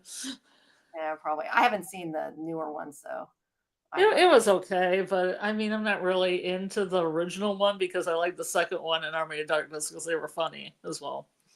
Yeah, I like Army of Darkness. Army of Darkness was good. But it has a But I don't. Necromonicon in it. That's why it ties Oh, into that's love. right. You did tell me that was from Lovecraft. I forgot about that. Yeah. Yeah, I remember seeing that book at a convention. The guy that did the like some of the props and stuff was at Oh a yeah, convention. that's It definitely was in cool. Pittsburgh. He's from Pittsburgh. I can't think of the guy's name, but They had the Necronomicon there. I remember that. I got a picture with it. So you never saw Color Out of Space, like the Richard Stanley film when it came out that had Nicolas Cage in it? I don't think. It doesn't sound familiar. Because that kind of stuff is scary, like bodies fusing together and like, flora and fauna merging. Yeah, Annihilation. You've seen Annihilation. Annihilation, that's the alien one? Yeah, I've seen that. Is that freak you out at all? No, it was an alien movie. I'm trying to remember. I remember seeing it. I don't remember how it ended. The things that like the fauna and the fauna that blended together, and then the one that was screaming like a human, but it was kind of like an animal. I kind of remember that. Yeah, see, I don't know. That to me was more like supernatural. That really didn't bother me. But stuff that's like body horror type stuff generally would, but I didn't really consider that to be, I know what you're saying now, but like I didn't really look at it that way, I guess. But like the other thing you're talking about sounds kind of freaky. Like I won't see that. I don't want to see that new one. It looks too scary. But also, there's a couple that came out recently that I know got really good reviews, like that one with hell's her name? Bruce Willis's ex-wife. I can't think of her name. Oh, my memory. The Substance. Yeah, Demi Moore, The Substance. Like I know that's supposed to be really good, but I don't know exactly what's in it. But it looks like something I don't want to see from the previews that I've seen. It looks like a no-no for Jamie. So I just and like there's some movie with that's about like they do some kind of like theater with surgeries and stuff. That's like a body horror one. I can't think of what it's called. But like that, I think it has Viggo Mortensen in it, maybe. I can't remember. But anyway, like that's something like I don't want to see. I'm never gonna watch. Like those kind of things. No, those are just no. I'm not gonna watch them. But yeah, stuff that could. It depends. Like I don't mind some serial killer things, especially if they're like on the detective side of it. Like I like serial killer stuff when it's like trying to figure out the killer. But when it's serial killer stuff, like them kidnapping and torturing and like cutting people apart and that kind of thing, then no, I don't want to see it. So it really just depends. But what level of darkness? What level of that do you want in the Institute? No, and that's why I said I don't know that I even want to see that. I'm just kind of curious what it would look like. But you made me wonder though, Karen, do you not like something like Constantine, or is that like not horror enough that would freak you out? Because like Constantine is like awesome. I'm just curious but obviously that's, possession and everything else. There's going to be a Constantine sequel movie with Keanu Reeves. I want to see that. Which is surprising. It's been so long. Yeah, it's been so long. We're trying to do it. That would be cool. I want to see that. But yeah, I don't know. So I'm just weird. There's certain things I don't like. I just get freaked out too easy. That's why I always look up the parents' guides. If I think it's going to be scary and I'm like, okay, this is going to happen. No, I don't want to see that. Or yes, I can see that. Yeah, Constantine isn't scary, but that's why I just wondered but that's like more sci-fi possession and less religious possession, I guess is what I'd say the difference with that. It's comic book. But yeah, some things don't. Like I said, like something like Revival, like the 6th episode freaked me out. And I didn't love that episode just because it freaked me out. But to be fair, I also watched it at like 3 a.m. by myself at home.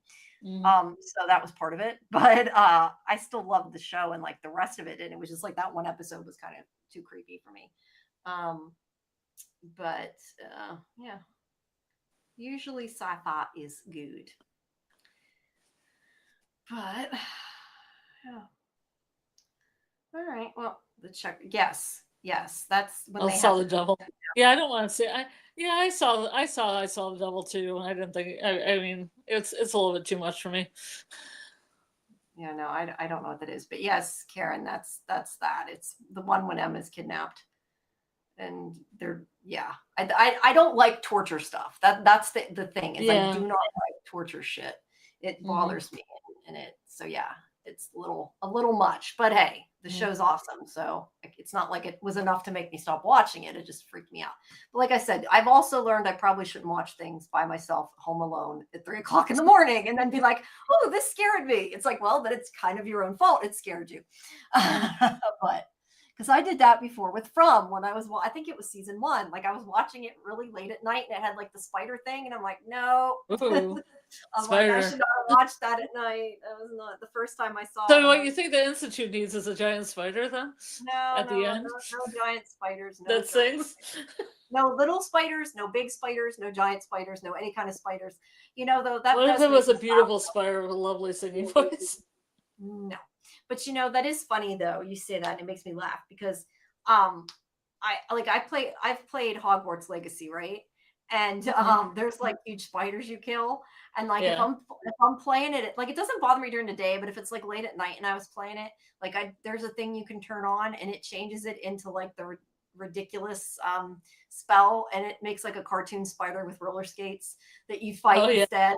Like if I'm playing it Cool. late at night, I like totally turn them into cartoon spiders. So because I don't like when you're like, I'm also bad with suspense on things. So it's like if you're like walking into like a spider cave and you know they're gonna jump out at you and it's like Uh, night, like that's no.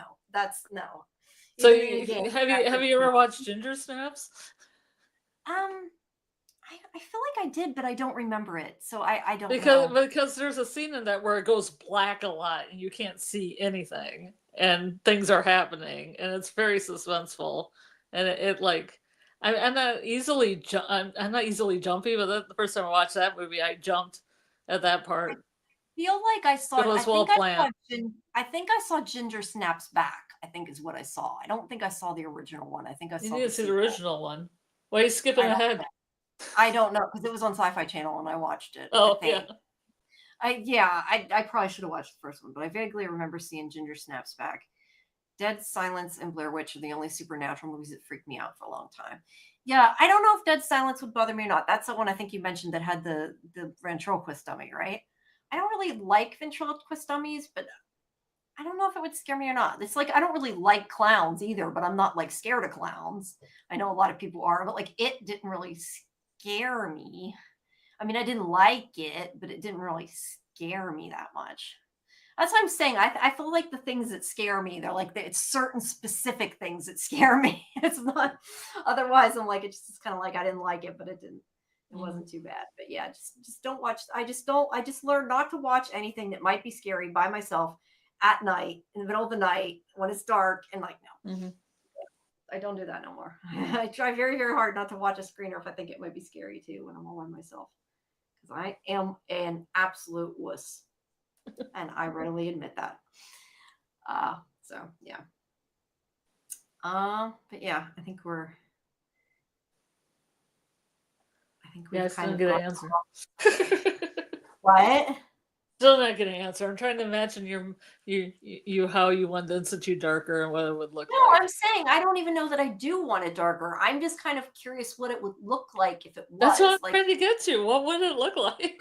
I don't know. And as I said, I'm not a writer. I'm just saying, like, if it Like had you been right. made as like something that was more horror, I don't know. I might have liked it less. I'm just, I don't know. I just expected it to be scary because it was Stephen King, and I don't I find feel any of it like child abuse is horrific. I find it kind of horror.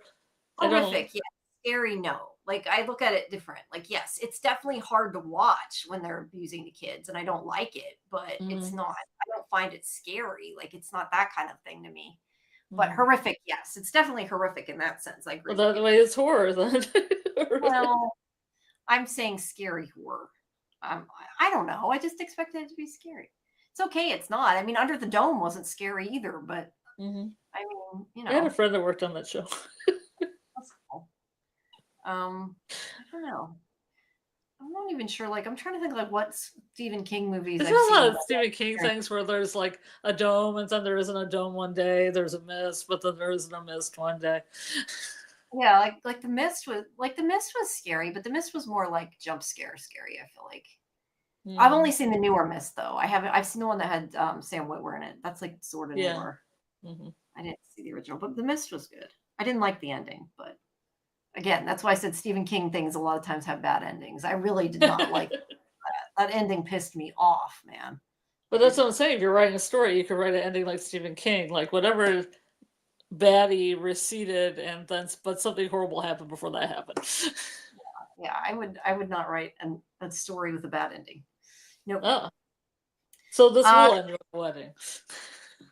well, I didn't write this. I didn't say it's going to Oh, be good ending or bad ending. I said I wouldn't write something with a bad ending. Like if it was my oh. story, I'd probably give too good of an ending if it was my story. So they basically filmed it for a PG audience. I'm assuming you mean the Institute, Roland Child? I definitely think the Institute is more like, I don't want to say all age things. I mean, it's I say not like for, a PG-13 at times. yeah, That's the PG-13. themes. Because a lot of Yeah, times even adult themes without gore and stuff can make it a PG or R. yeah, yeah. Like Um, if you have themes of suicide, if you have other things in it, it definitely will get like, and the R. sex stuff that's in there with Zigsby, some of that's probably a little PG-13 too. Ooh la la. That's what I See, write my fan fiction about. okay, and what is your fan fiction subject? Is it Yellow Jacket? No, it's about Hendrix and Julia getting it on with a Oh, weird you meant Jethro literally fashion. about them. I thought you were just meaning If the I subject wrote fan matter. fiction, I probably would write Yellow Jackets fan fiction, but I might as well just write folk horror because that No, to me I is what just Yellow Jackets is. no, I get that. I thought you meant like the subject. Never mind. I thought No, you I meant meant like the some subject sexy matter of fan the sex fiction, between them. I didn't know you meant between them. I thought you meant like just that. some Um, titillating fiction. yeah, I do not want to read Sigsbee Hen Wow. fiction. Oh, nope, nope.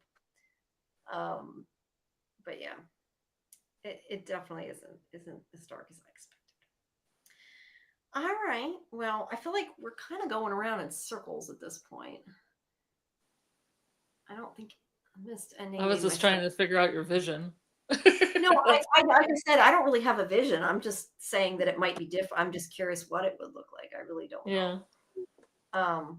But yeah, I don't know. It's not like really horror to me. But yes, it does have horrific elements. You are correct in that. Mm. But yeah, I don't know. I just feel like you watch Stephen King, you expect to be scared, I guess, is kind of the way I look at it, or at least I do. Mm. Um, and I really wasn't, but that's okay. What I still Stephen King has scared you? Was there any Stephen I King don't that know. scared you? That's what I'm saying. Like I don't know. Like not scared necessarily, but I'd expect it to be freaky and scary, and I don't know. I just don't. It wasn't what I expected. I'm not saying it's a bad thing. It's just not what I Mm-hmm. expected. I don't know. I can't even remember like specifically. I'm trying to think of a Stephen King movie that was scary. Mm-hmm. Like I remember some of them that had like shitty endings or that were Mm-hmm. freaky. Like I think like Rose Red. I think I didn't like the ending. I don't remember. It's been Did so you long. think Carrie was scary? Not really, but I watched Carrie when I was older, so it wasn't like.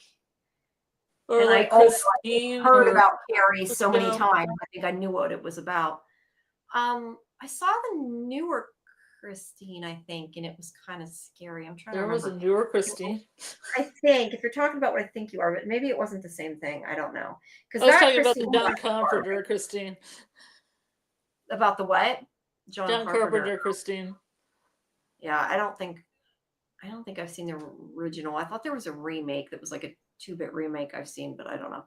But I just mostly remember that a lot of Stephen King things I over time like I didn't necessarily like because they didn't end happy. Like The Mist.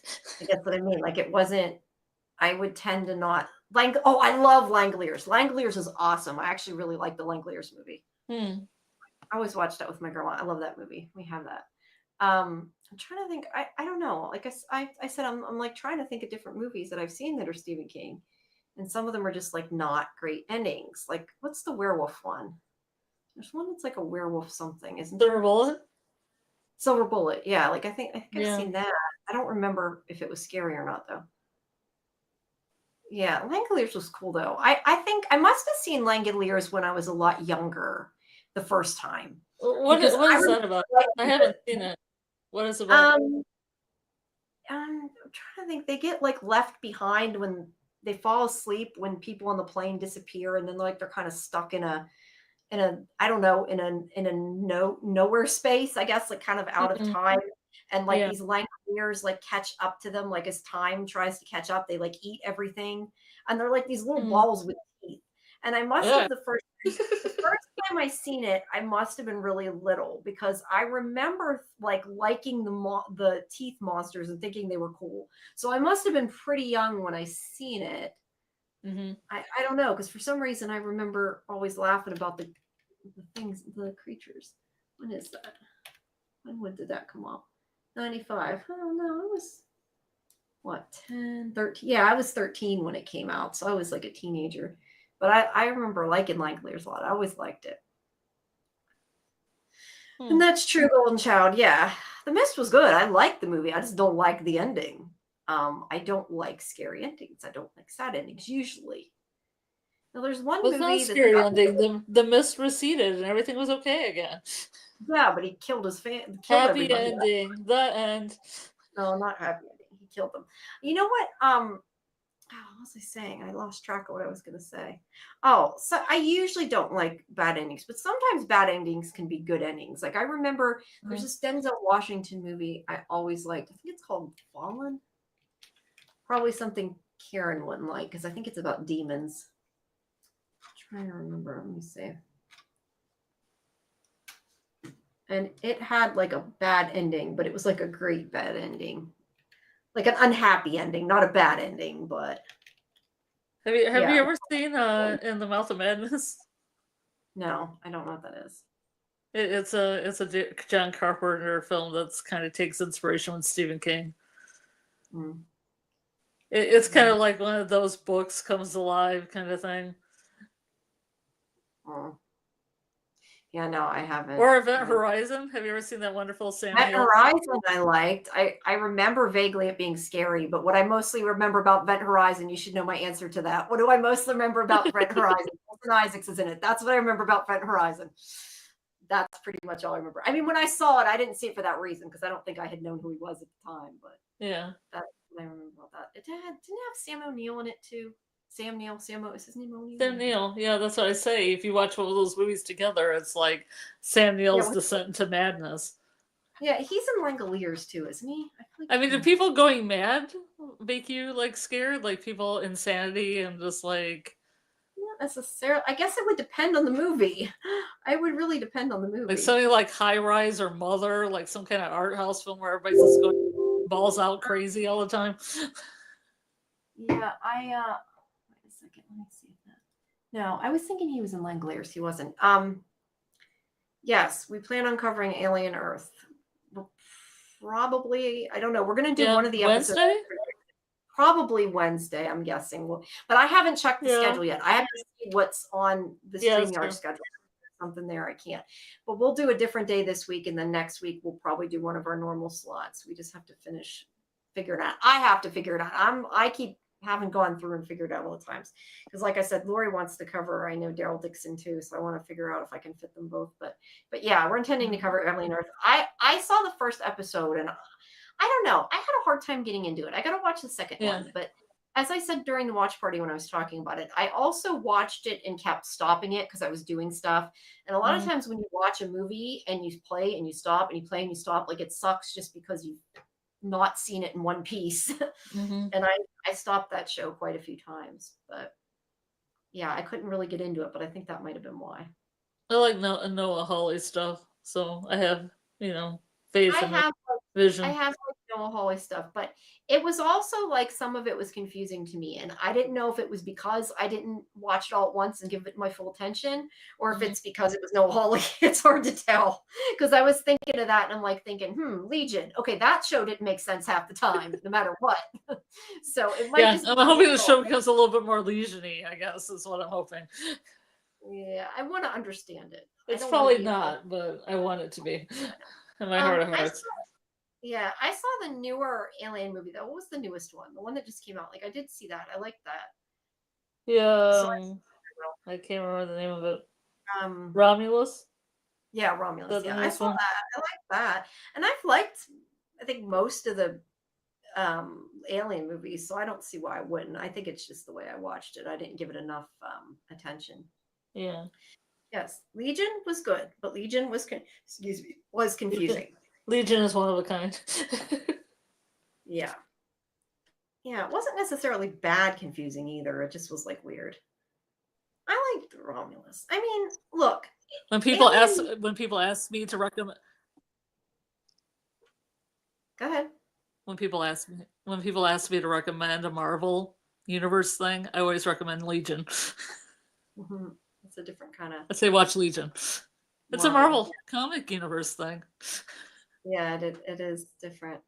But I don't know. Like, I'm not saying the Alien movies generally have like the best scripts. I mean, they're a certain style, but I thought Romulus was decent. Yeah. Yeah, it has its own mythology and everything. Yeah, I remember when I went to see what's the one Fassbender's in? Um, the one that Michael Fassbender's in. I cannot think of what it's called. Mm. But when I went to see that one, Prometheus. Okay. Because it's just called Prometheus. It's not called Alien Prometheus. When I went to see that movie in the theater, because I hadn't really watched much in the way of trailers, I didn't know it was an alien movie until I watched it. And then I watched it and I'm like, oh, this is connected to Alien. Like, I didn't know it when I saw it. And I was like really surprised to find out it was connected to Alien. And then I was even more confused at first because I'm like, wait, what? How is this going to? And I realized it, and I don't know. Yeah, I think at that point though I hadn't watched some of them, so it was like not in order. But again, I didn't know it'd be.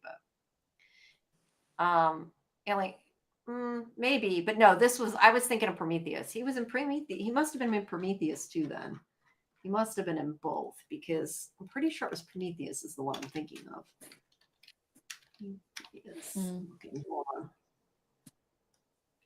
I think it was the one that had like the big gods or whatever, like the real the real big it was Damon Lindelof. I didn't know that was written by Damon Lindelof. Yes, Michael Fassbender was in Prometheus too. So the other one I don't know, but he was definitely in Prometheus. Yeah, what? You kind of went out there a second. You went in then out. Alien Covenant. Yeah, I don't know which one's Alien Covenant, but he's in Prometheus too. How are Blade Runner and Alien in the same universe? I don't know. I'd love to hear a video about it. Yeah, I don't know they're in the same universe.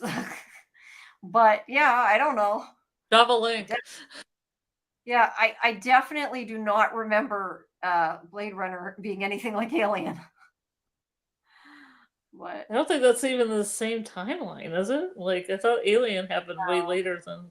Well, maybe they crossed. I don't know.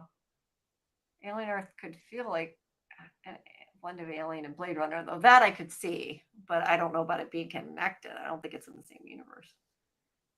But I don't know. It's like androids.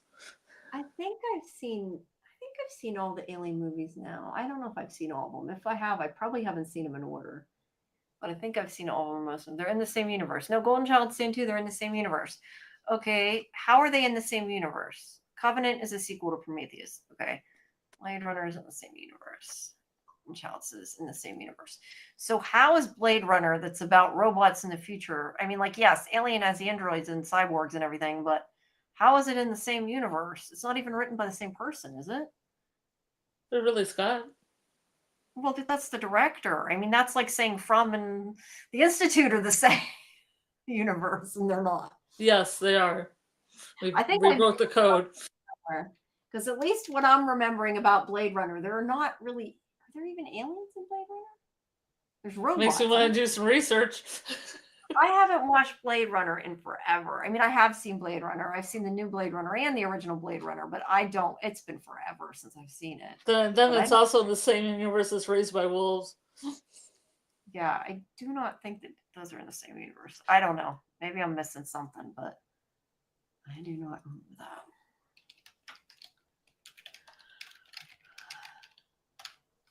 I'm gonna look because now they's got me interested to find out. It says director Ridley Scott has hinted at this.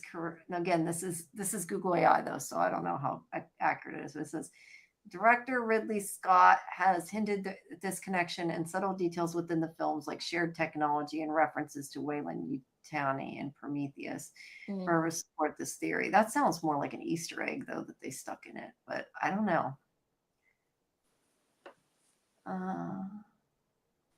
I don't know. That's interesting.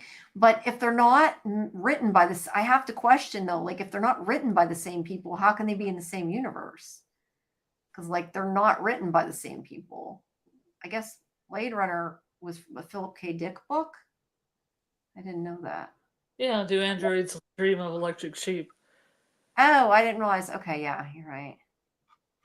Well, it's a lot has changed. A lot of is changed from the story to the movie. Right, but I'm just like, as it is.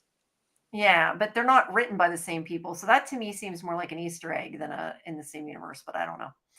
Yeah, but if I a director has a certain style, it doesn't matter what writers are writing for him. It's going to be in the same universe.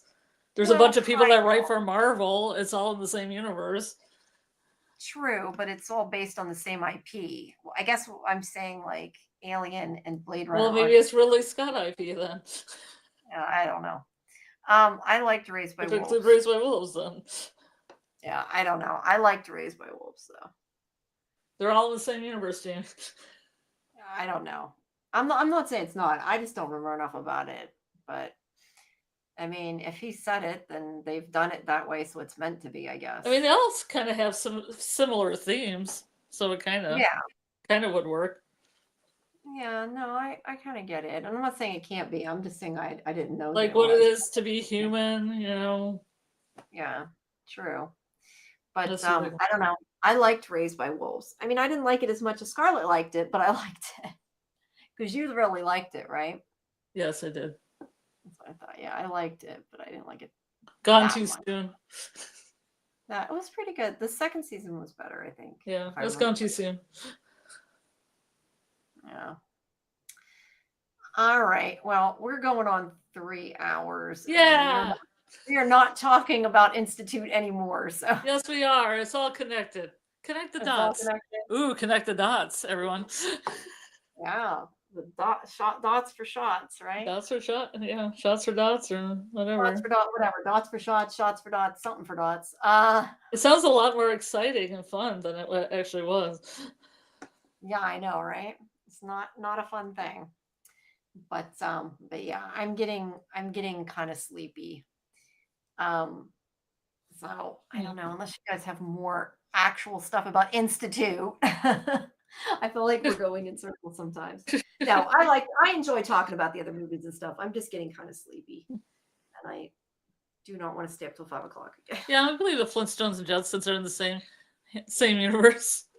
Hanna-Barbera universe. Yeah, they're in the Hanna-Barbera. That's true. They are in the Hanna-Barbera universe. But I don't think they take place at the same time. Well, it doesn't have to take place at the same time. Oh, I know. I'm just saying, the same timeline. They're not the same timeline, but yeah. What did you rate? Yeah, what did you guys rate this episode? I don't know, an 8.5 maybe. I don't know. What would you give it? I don't know. Maybe a 7.5. Okay, lower me. I probably would have given it like an 8.5. Probably not more, maybe a low 9, but probably more like an 8.5. Bill's is 7.2. I like this episode. I think the last 3 were the better ones, but I think that's because the story's moving. I don't know. Like I'm only kind of basing it on that. Like I feel like the story is finally moving. Which doesn't necessarily make it like the best written episode or anything like that. So maybe that's not the way I should be rating it, but yeah. It is what it is. I just wish there was more showing and less telling, and that's why it's got a 7.5. Yeah, no, I agree with that. I agree. And some of the weird lines, like the a child likes to hide lines and stuff like that, didn't really settle well with me. It didn't drop right. Yeah, no, I agree with that. Yeah, Karen said I was thinking 7, but compared to the rest of the season, maybe an 8 because it moved at a fast clip. I think that's kind of what I'm meaning. Like it's not so much that like if I was comparing it to all of television, I'd give it an 8.5. But comparing it to all of television, season, yeah, no, but comparing it to the other episodes in the season, I would give it a higher rating. Yeah, so, but I mean, it's not like the best written show. I'm not gonna lie and say, oh, it's fantastic. Like I liked it, and out of all the episodes, I think it was one of the better episodes, but it still had problems. It still had issues. That's true. The Jetsons do live in space too, huh? I was thinking that they were on Earth. I guess they might be in space. I haven't seen the Jetsons in so long. I don't really remember much of anything other than the theme song. Yeah, it's been forever. Rosie the robot. Yeah, Rosie the robot. I remember that. It was a little rushed, but it had some action activity. I do think it was rushed. I like, though, that they finally revealed the point of the Institute, or at least she could be lying, or she could be being lied to, but at least what I think is probably the Institute. Like, if I had to rate every episode 1 through 7, maybe a 6. Like, I liked episode 1 or 2 better. Really? I guess maybe the first episode wasn't bad. I liked the first episode. So yeah, I don't know. Maybe I'm being too kind saying 8.5, but it was one of the better episodes, I think. But it's kind of hard when there's only 8 episodes too. That's not a whole lot. Yeah. It's not a lot to rate. All righty. Anybody else want to tell us what you think? We still got a lot of people here. The chat's getting quiet. Oh yeah. Tell us your thoughts about anything. Tell us what you think. Yeah. I just think it. What other movies are in the same universe that I don't know about them? I'll research later.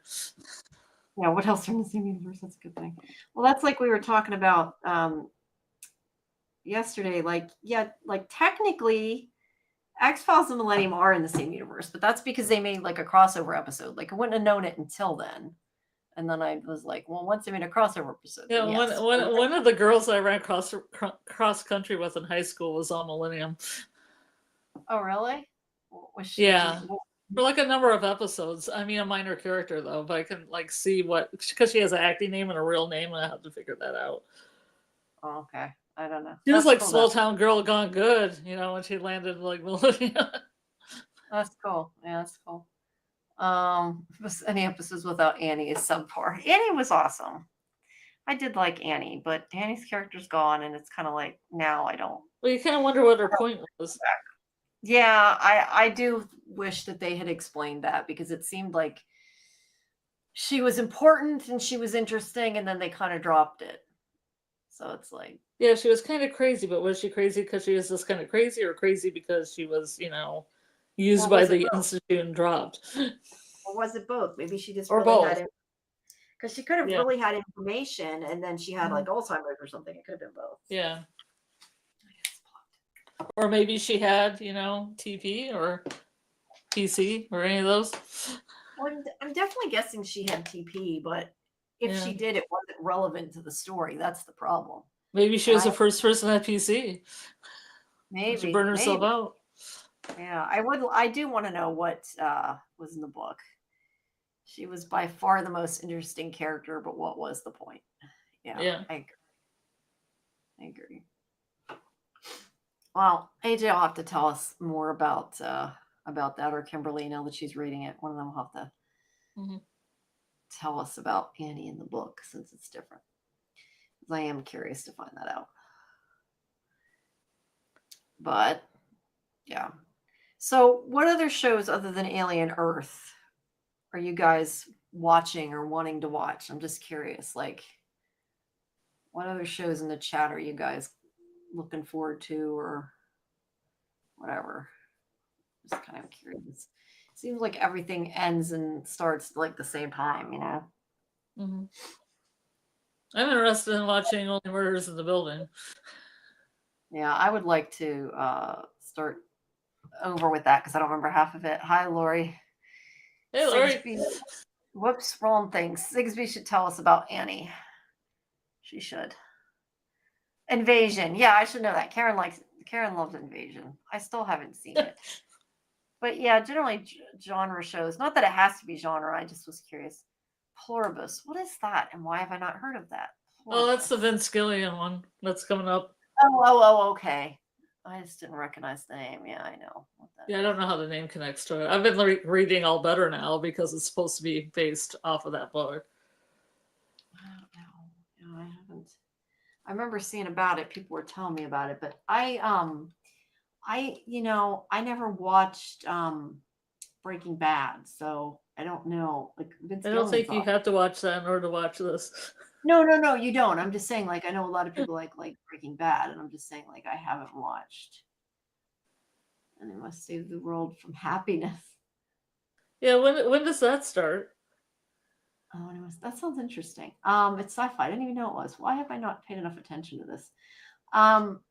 It starts November. Oh, that's probably why I haven't really paid a lot of attention. It doesn't start till November. Yeah, it's not till later. Yay. Yeah. Because I would like them spread out. Thank you. Yeah, then we got plenty of time to watch it and find out about it. Yeah, I'm trying to think of what else is Foundation. I watched Foundation and I watched part of the one season, and I just have that show is like one of the shows like I have a really hard time getting into. Like Foundation is good, but it's like you can't call it in with that. You really have to watch it and pay attention to the whole thing, and it's like really, I don't know, heavy. It's not really my kind of thing. It's kind of like I don't know that I would like Lord of the Rings now like I used to. Like I always loved Lord of the Rings, but I feel like if the movies came out now, I don't know that I would care because it's like it's a lot, if that makes sense. Yeah. Like it's not that it's not good, it's just a lot. And I don't know. I just had a really hard time getting into that. But I did like it once I saw it. It was slow. Foundation was definitely slow. I feel like I'm kind of the opposite. I have nostalgia for things like Sandman. That when I see Sandman, I'm like, oh, that's exciting for me. Sandman's awesome. Sandman moves fast though. A movie called Caught Stealing comes up. I'm looking these things up as I'm talking to you guys. Caught Stealing. That sounds like a comedy. What is that about? Oh, Caught Stealing. I thought they said hot stealing.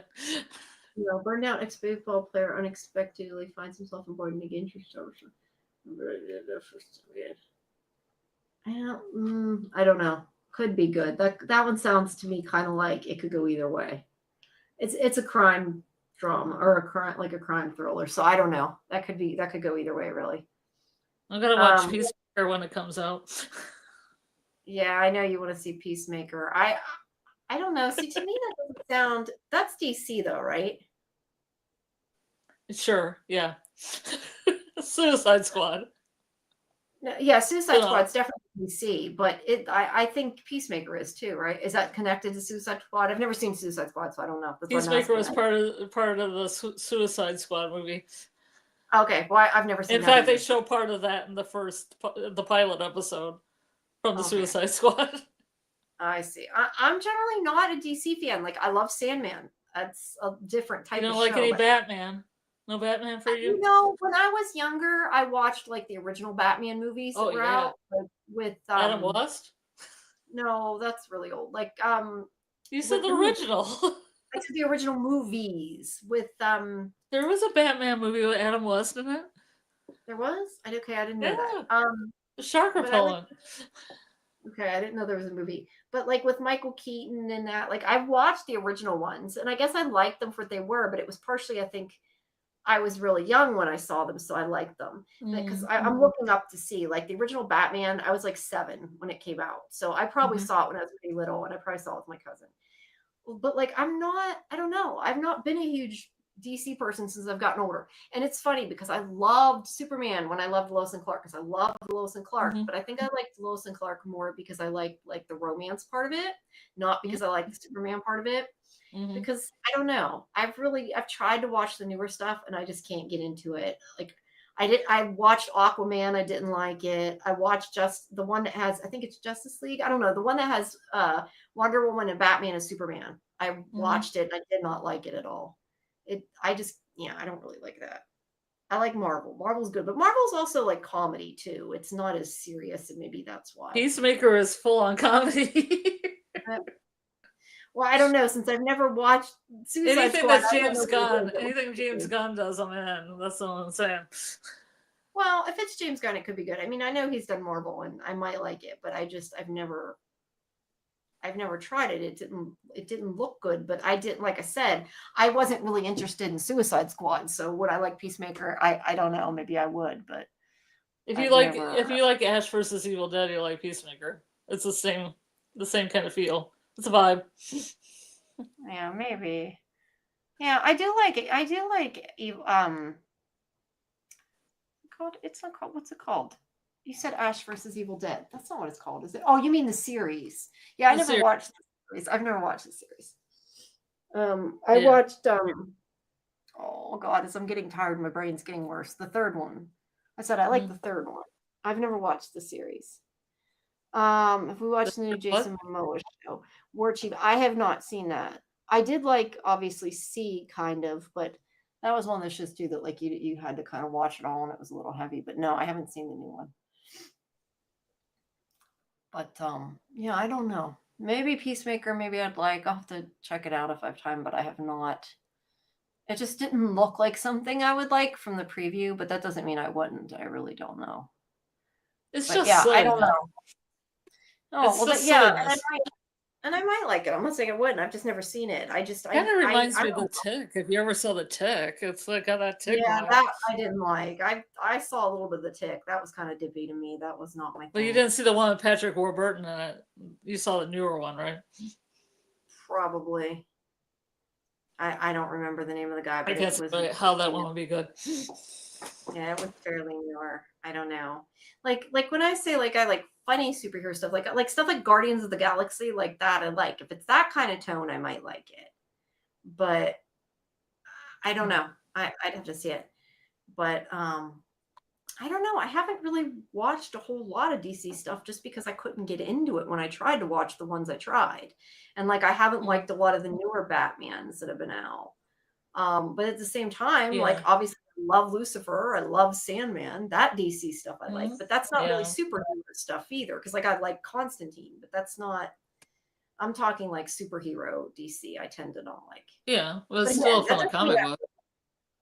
Yeah, I know. That's not to say I wouldn't like it. But to be fair, I really didn't like Marvel for a long time either.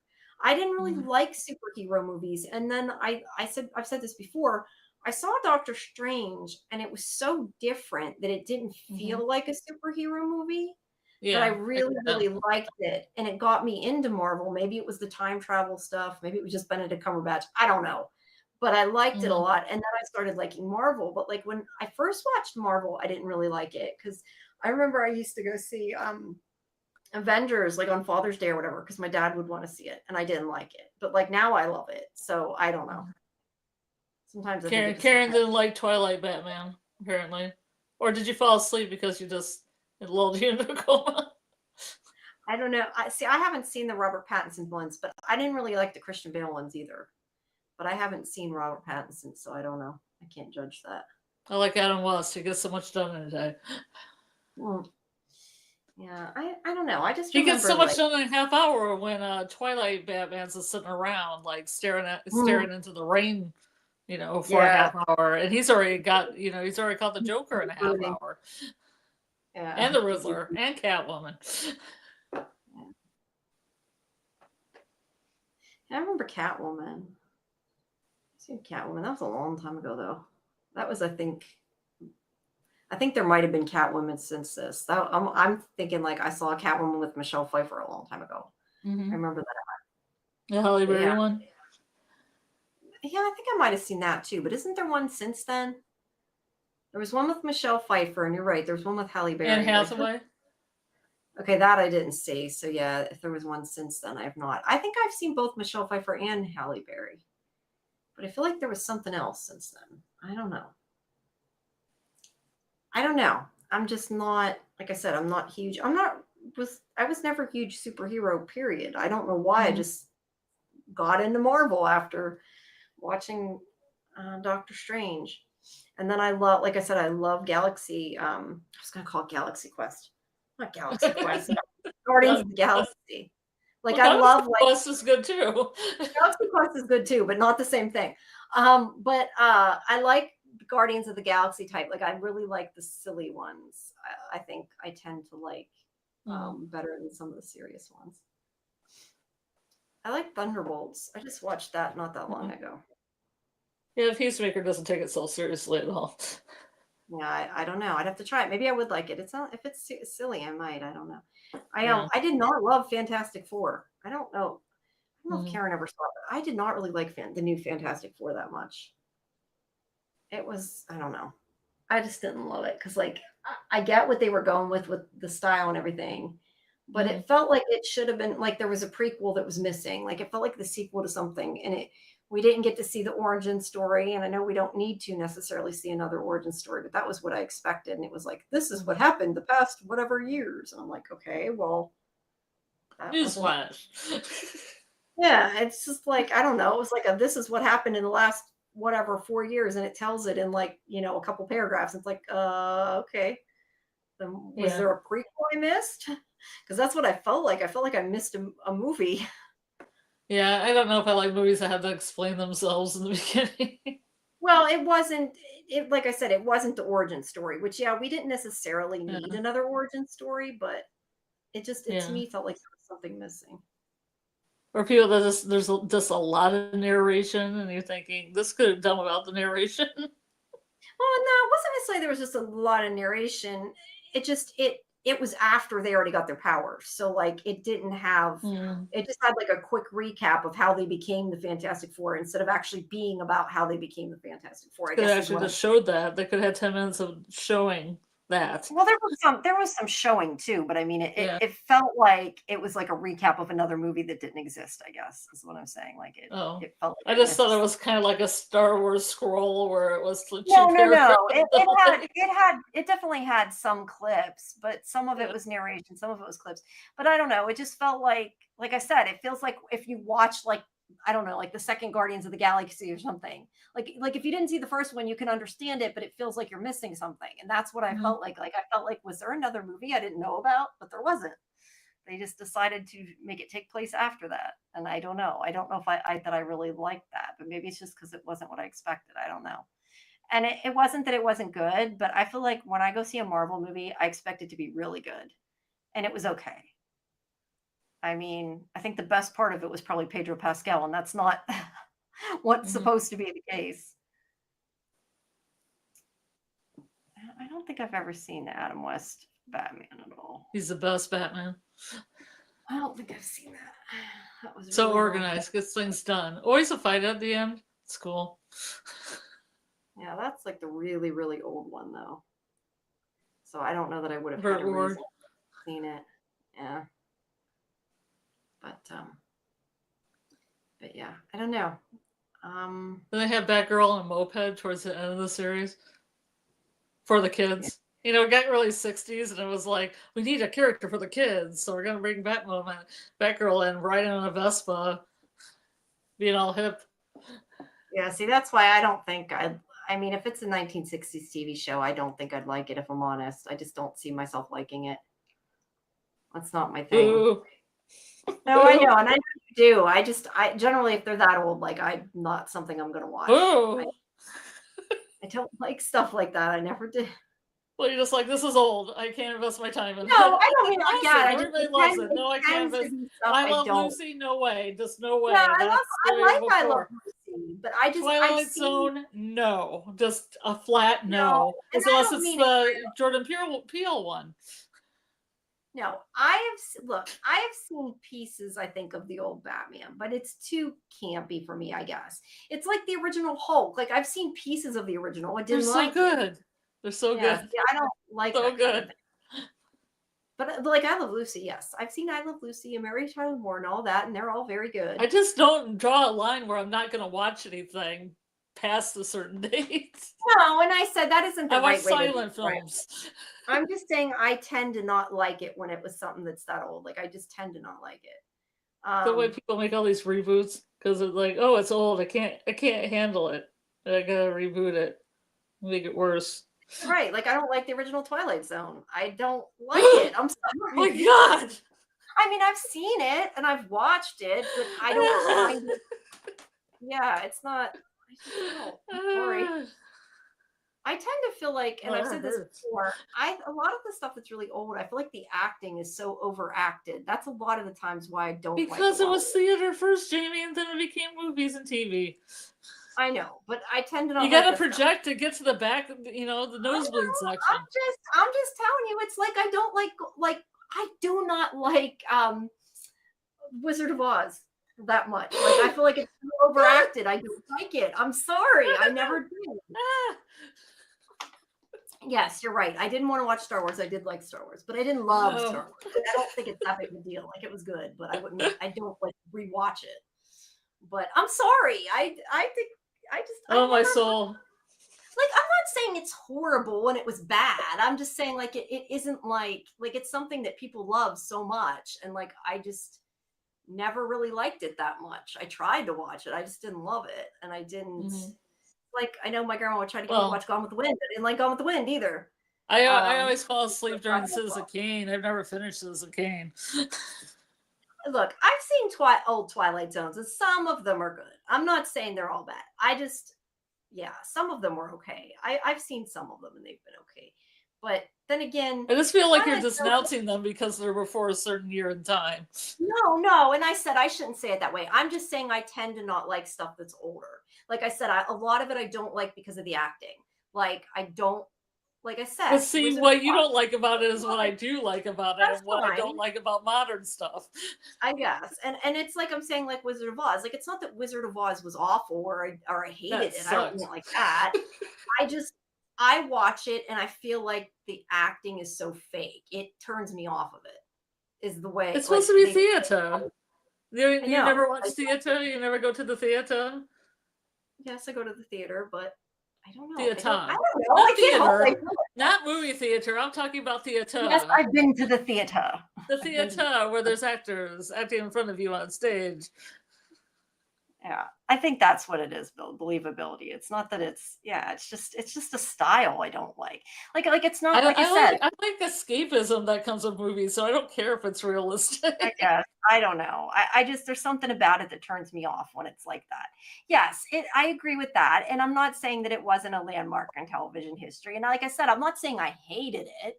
And I mean, I don't want to say I loved it, but I'm just saying like I watch it and like I cringe at pieces of it, at some of the acting in it. Like it's like that part, that fakeness is what turns me off of it. It's not that, like I said, it's not that it's not a good story or whatever. I don't know, that part of it I don't love. And yeah, some episodes of Twilight Zone have been okay. Some of them are okay. I have seen Twilight Zone. I'm not saying I haven't seen these things. I'm just saying like I tend to not go watch them. Like it's not something I would choose to personally watch now. I have seen them when they've been on New Year's Day or when my family's watched them, and some of them are okay and some of them are not as much okay. But yeah, I don't know. I just the overacting makes me cringe. I just watch a whole bunch of Addams Family, original TV series from the 60s. The original TV sitcoms, I've watched a couple of them, but they're not like, I don't know, like that's not really the same kind of like over dramatic acting I'm talking about. Like I said, Wizard of Oz, maybe I just don't like Julie Garland. I don't know. Is her name? Yeah, Julie Garland, right? I have to think about it. Judy Garland. Well, she was hopped up on amphetamines most of the time, so I knew that sounded wrong. Judy Garland. Maybe I just don't like her. I don't know. And that's true. Yeah, definitely. There's things that are inspired by it. And I said I've liked some of them. I used to like. What was the thing of? What was it? The other one? Dark. It was after Twilight Zone. Dark something. I was gonna say Dark Shadows. Yeah, no, not Dark Shadows. What the hell was it called? It was like it's way before your day. No, it was like Twilight Zone, but it was different. It was a color. It was dark. I can't remember what it was called. It was kind of like Twilight Zone. I liked it. Tales from the Dark Side. That's what it was. Yeah, I like that. Have you seen Creepshow? The TV series? There's like a new one, right? I feel like I've seen the new one, but not the original now. Or at least not enough of it to remember it. Like I've seen the original one was a movie, and then Okay. Outer Limits I liked. I just didn't really love Twilight Zone. But yeah, Outer Limits I watched a lot. Tales from the Dark Side I liked, as long as they didn't scare me. Some of them scared me. Amazing No, Stories. I've watched some Alfred Hitchcock. I've watched Birds and I've watched Psycho. They weren't bad. They're I just horrible. They're before like 1960 or whatever. like I said, it's not that I don't like the stories and I don't like the inspiration. I just don't like the overacting. It's just something that irritates me and makes me cringe. It doesn't necessarily mean the whole movies are awful. Like I said, I said I don't like Wizard of Oz. I don't dislike it. I don't like it like a lot of people like it, I guess is more. So you don't like Nicolas Cage at all then? Why would I not like Nicolas Cage? Because he's from that school of acting. He's about the only actor that does that overacting acting anymore. And what you're saying is that you wouldn't like his acting because it's over the top and not realistic. Over the top is not the same thing as what it kind of. Maybe I'm not describing it right. It's not so much over top. It's just the way they acted in the really old movies. Like it was just the acting style I didn't love. Like I said, it's not that Wizard of Oz was awful. I shouldn't say I don't like Wizard of Oz. It wasn't bad. It just, a lot of people love it. And like, I never liked it that much. Like I've seen it. Would I choose to watch it now? No. Would I watch it multiple times? No.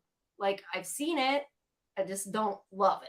It's not that I hate it. I kind of overemphasize not liking it. I shouldn't say I hate it because it's not bad. It's just not good, in my opinion. It's not great. But would you like Wicked? Would you see Wicked? I want to see Wicked. I haven't seen Wicked. Yikes. So I don't know because I haven't seen it. I can't give an answer at that. And yeah, they definitely have elements of all those things in it. I don't know. There's something about the certain things in older movies I just don't. Sorry. I just don't like some of them. I'm just saying that it kind of closes you off to the full movie and TV experience if you're not watching. Yeah, and there's probably a lot of things I should watch and try. Like the whole history of the thing. Well, but I also don't have time to watch a lot of stuff. So I'm kind of selective. I've watched the original Thing. I like Thing. I like that. I've seen that. That's what I'm saying. It's not all old stuff. I'm just saying like there's certain things that have that acting style that are older I don't tend to like. And when I tend to watch something, I don't have tons of time to watch things. So I try to watch things I think I will like, I guess is a better way to say it. But I've watched some Alfred Hitchcock and liked it. I don't know. I just never loved Wizard of Oz. Maybe it was because they always wanted to watch Wizard of Oz. Maybe that was why. I didn't want to watch it. Because people in my family wanted to watch it and I didn't. Maybe that was part of it. Well, it's kind of like a family tradition, kind of like watching It's a Wonderful Life on Christmas. Yeah, maybe that's part of what it is. I don't know. Because I know like my grandma always loved it and I always want to watch it. And I never could watch it. Like I just didn't. Yeah, maybe it's just that specific thing. Maybe, like I said, maybe I just don't love Judy Garland. I don't know. Mm-hmm.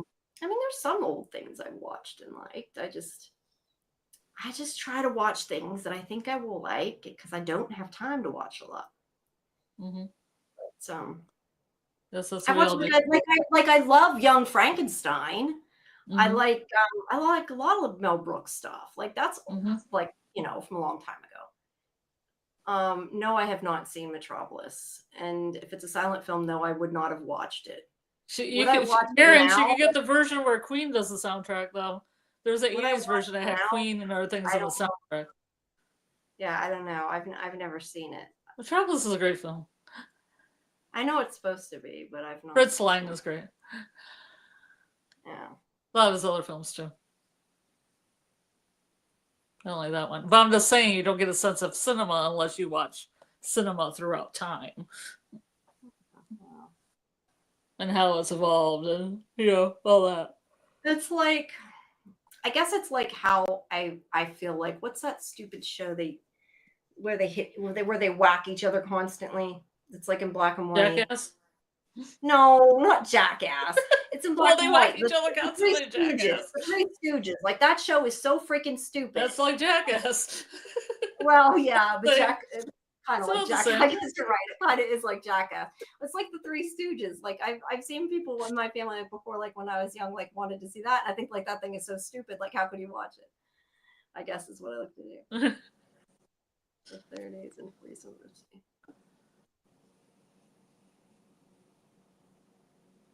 I'm just saying, I like to have a sense of, people that influenced other people and where people get their influences and stuff. And, Oh, I get that. And there's probably a lot of things. if you watch something like Metropolis, okay, I'll give you an example. If you watch something like Metropolis, then everything you watch later on that references Metropolis, you'll understand it because you watched that film.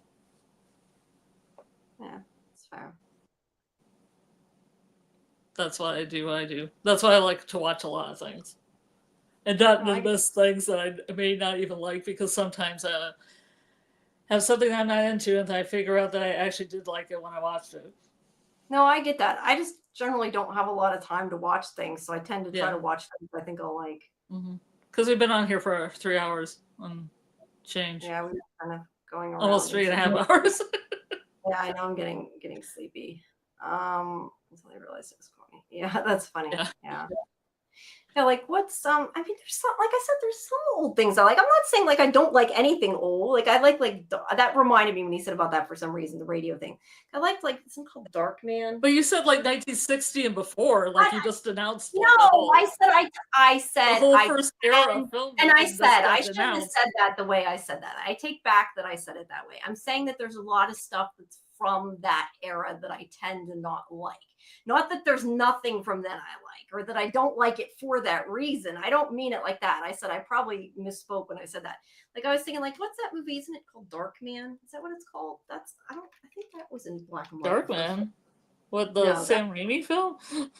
No, I'm thinking of something else maybe, because it looks like the first Darkman was 1990, so that can't be what I'm thinking of. I don't know. But yeah, I'm not saying I don't like any of that stuff. I'm just saying there's a lot of stuff that was back then that I've like seen or people have tried to get me to watch that I haven't enjoyed. Yeah. Well, some people just dismiss it totally like that. And then I'm like, no, and I said it influences the newer stuff. It so does. And I said I'm not really, I probably shouldn't have said it quite the way I said it. Because there are some older things that I've liked. Like I said, I've watched some Alfred Hitchcock movies and liked them that were that old. And so it's not, I don't mean it like I just don't like it because it's old. I just am saying there's a lot of stuff from then that I don't like, some of the overacted stuff. Like I've watched old episodes. I don't really love Lost in Space, but there's like other old things I like. Like I really like, I talk about like I Love Lucy and like Mary Tyler Moore Show and like those kind of things. Like I really like them. Yeah, I know. And I said, Karen, I said, I shouldn't say it like I just don't like old, because that wasn't really 100% accurate.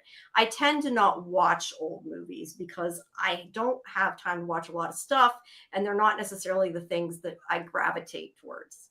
And there are some old movies I do not like. That is probably more of the correct way to say it. But I'm sleepy. But there's probably some old movies I don't like as well. I know, but I said I kind of overgeneralized probably a lot more than I should have, but I'm getting sleepy. I don't know. I've run into too many people that don't want to watch the classic Universal monster movies, and I have to convince them. Yeah, like I've watched, like I said, like I've watched, I don't know if I've watched any of the classic Universal monsters. I don't know if I have or not, of the really old ones.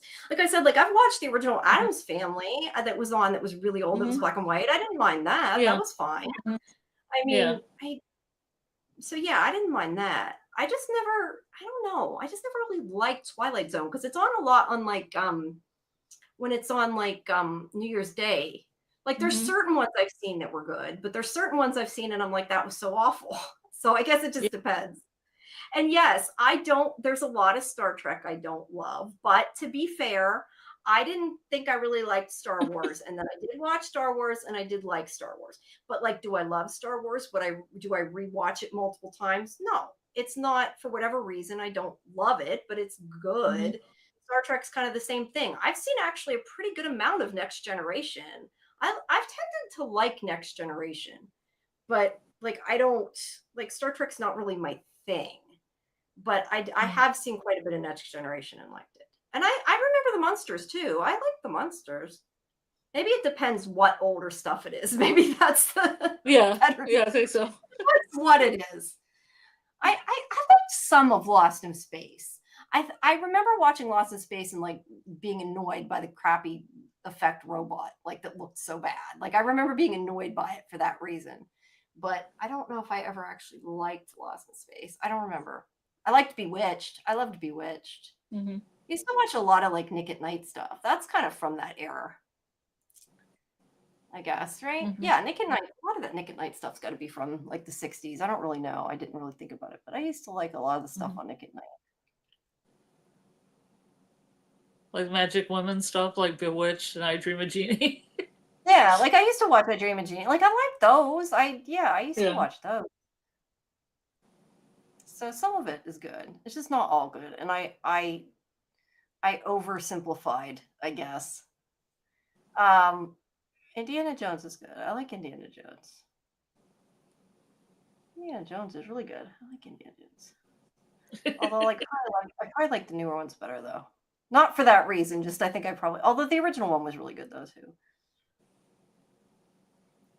Godzilla, I don't know that I would like the original Godzilla. That kind of old type of movie, I don't think I'd like. You need to watch original Godzilla, Jeannie, just because the context of what it stands for. I know, but I feel like some of that kind of stuff, like maybe it's just because I like effects, and like to me, I'm like it looks so fake. Sometimes you have to just watch it for the educational value of the thing and its place in film history.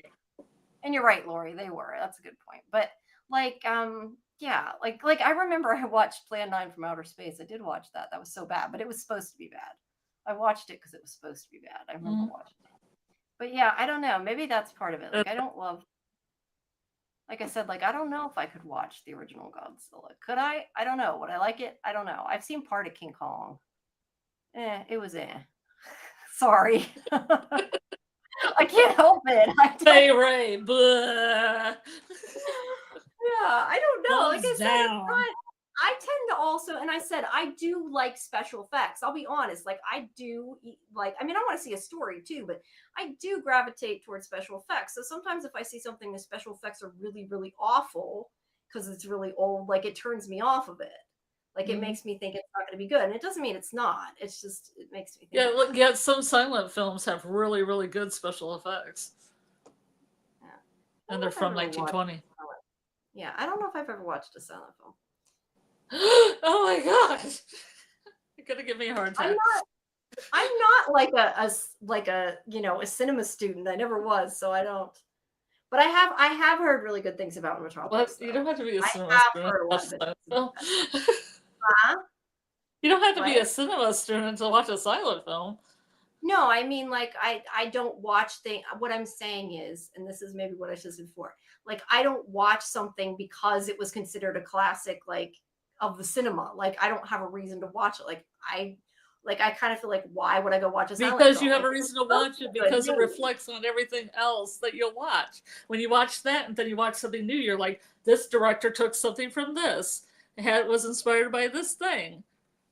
That's why you would watch that like that. Just as a viewer, not as a student, just as a viewer. Oh, I know. I don't know. I a lot of times feel like I only have so much time to watch stuff. So I pick things I think I'll like, I guess, is the problem. Yeah. Well, it's not a problem. No, but I'm saying, I think that's why. Like, it's not that I'm not saying I refuse to watch this because it's old. Like, I don't mean it that way. It's just like, if I watch something, I'm going to pick something that I think I will like because I don't have time to watch everything. I watch so much because I watch way more TV than normal because I have to cover it. So I just don't have time. Yeah. I like Crystal. I've seen Neverending Story. I don't really remember Neverending Story, but I remember liking it when I've seen it. You do like the theme though? The theme for the Neverending Story? Yeah. I'm trying to look. Reading these things. I don't know what some. I hate old people. No, I don't hate old people, Karen. Don't hate old people. I've watched Gilligan's Island. The celluloid should just be burned. That's what I said. I've watched a lot of old TV. I think it's more old movies. I haven't seen stuff more so than old TV. I haven't watched a lot of really old movies. But I do sometimes get irritated by the overacting. I'll be honest. That's just a style. That's just a personal preference. But that doesn't mean Well, the I think it movie's just comes from theater actors transitioning into another right. medium. But at the same time, I like theater, so that's kind of, I don't know. It's a little different. I guess it depends what it is. But it's like I mean, it's like I generally wouldn't go watch a film that's subtitled. It doesn't mean that subtitled. Oh my god! It doesn't mean that subtitled films aren't good. Like I love that movie. Like I love that movie. No. Like I love that movie, Emile. I watched that a long time ago. That was a really, really good movie. It was subtitled. I've seen stuff that's subtitled, but do I normally choose that when I go to watch something? No, but it doesn't mean it's not good. It's just not what I. So you just don't like foreign films too? No, I didn't say that. I just generally don't. I generally watch the stuff that's like more like what is on here. No, like what was I gonna say? Like I love Dark. And if I, had seen that, and I could have said, "Oh, I won't watch it," because like I don't care that it's foreign, but it also looked interesting to me because it was sci-fi too. Don't talk about anything past first season. I haven't seen it. No, I know I'm not, but like that's an awesome show. Yeah, but I don't normally pick out stuff that's like subtitled.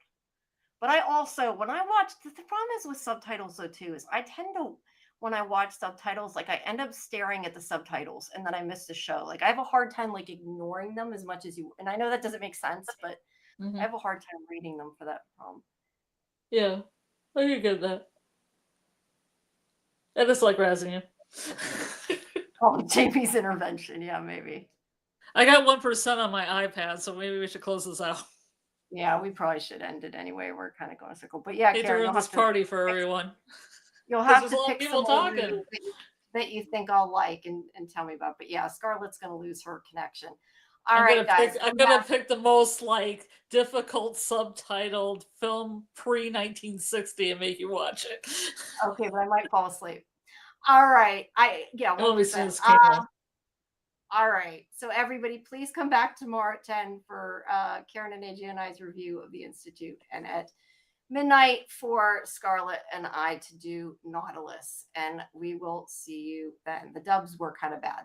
The voices didn't match the people. That was the problem. It just was weird. Some of them. Yeah. All right, guys. Have a good night. And yes, you too. Have a night. Good night, everybody. Okay, see you tomorrow. Night. Come see Nautilus. Yep. Come to Nautilus, everyone.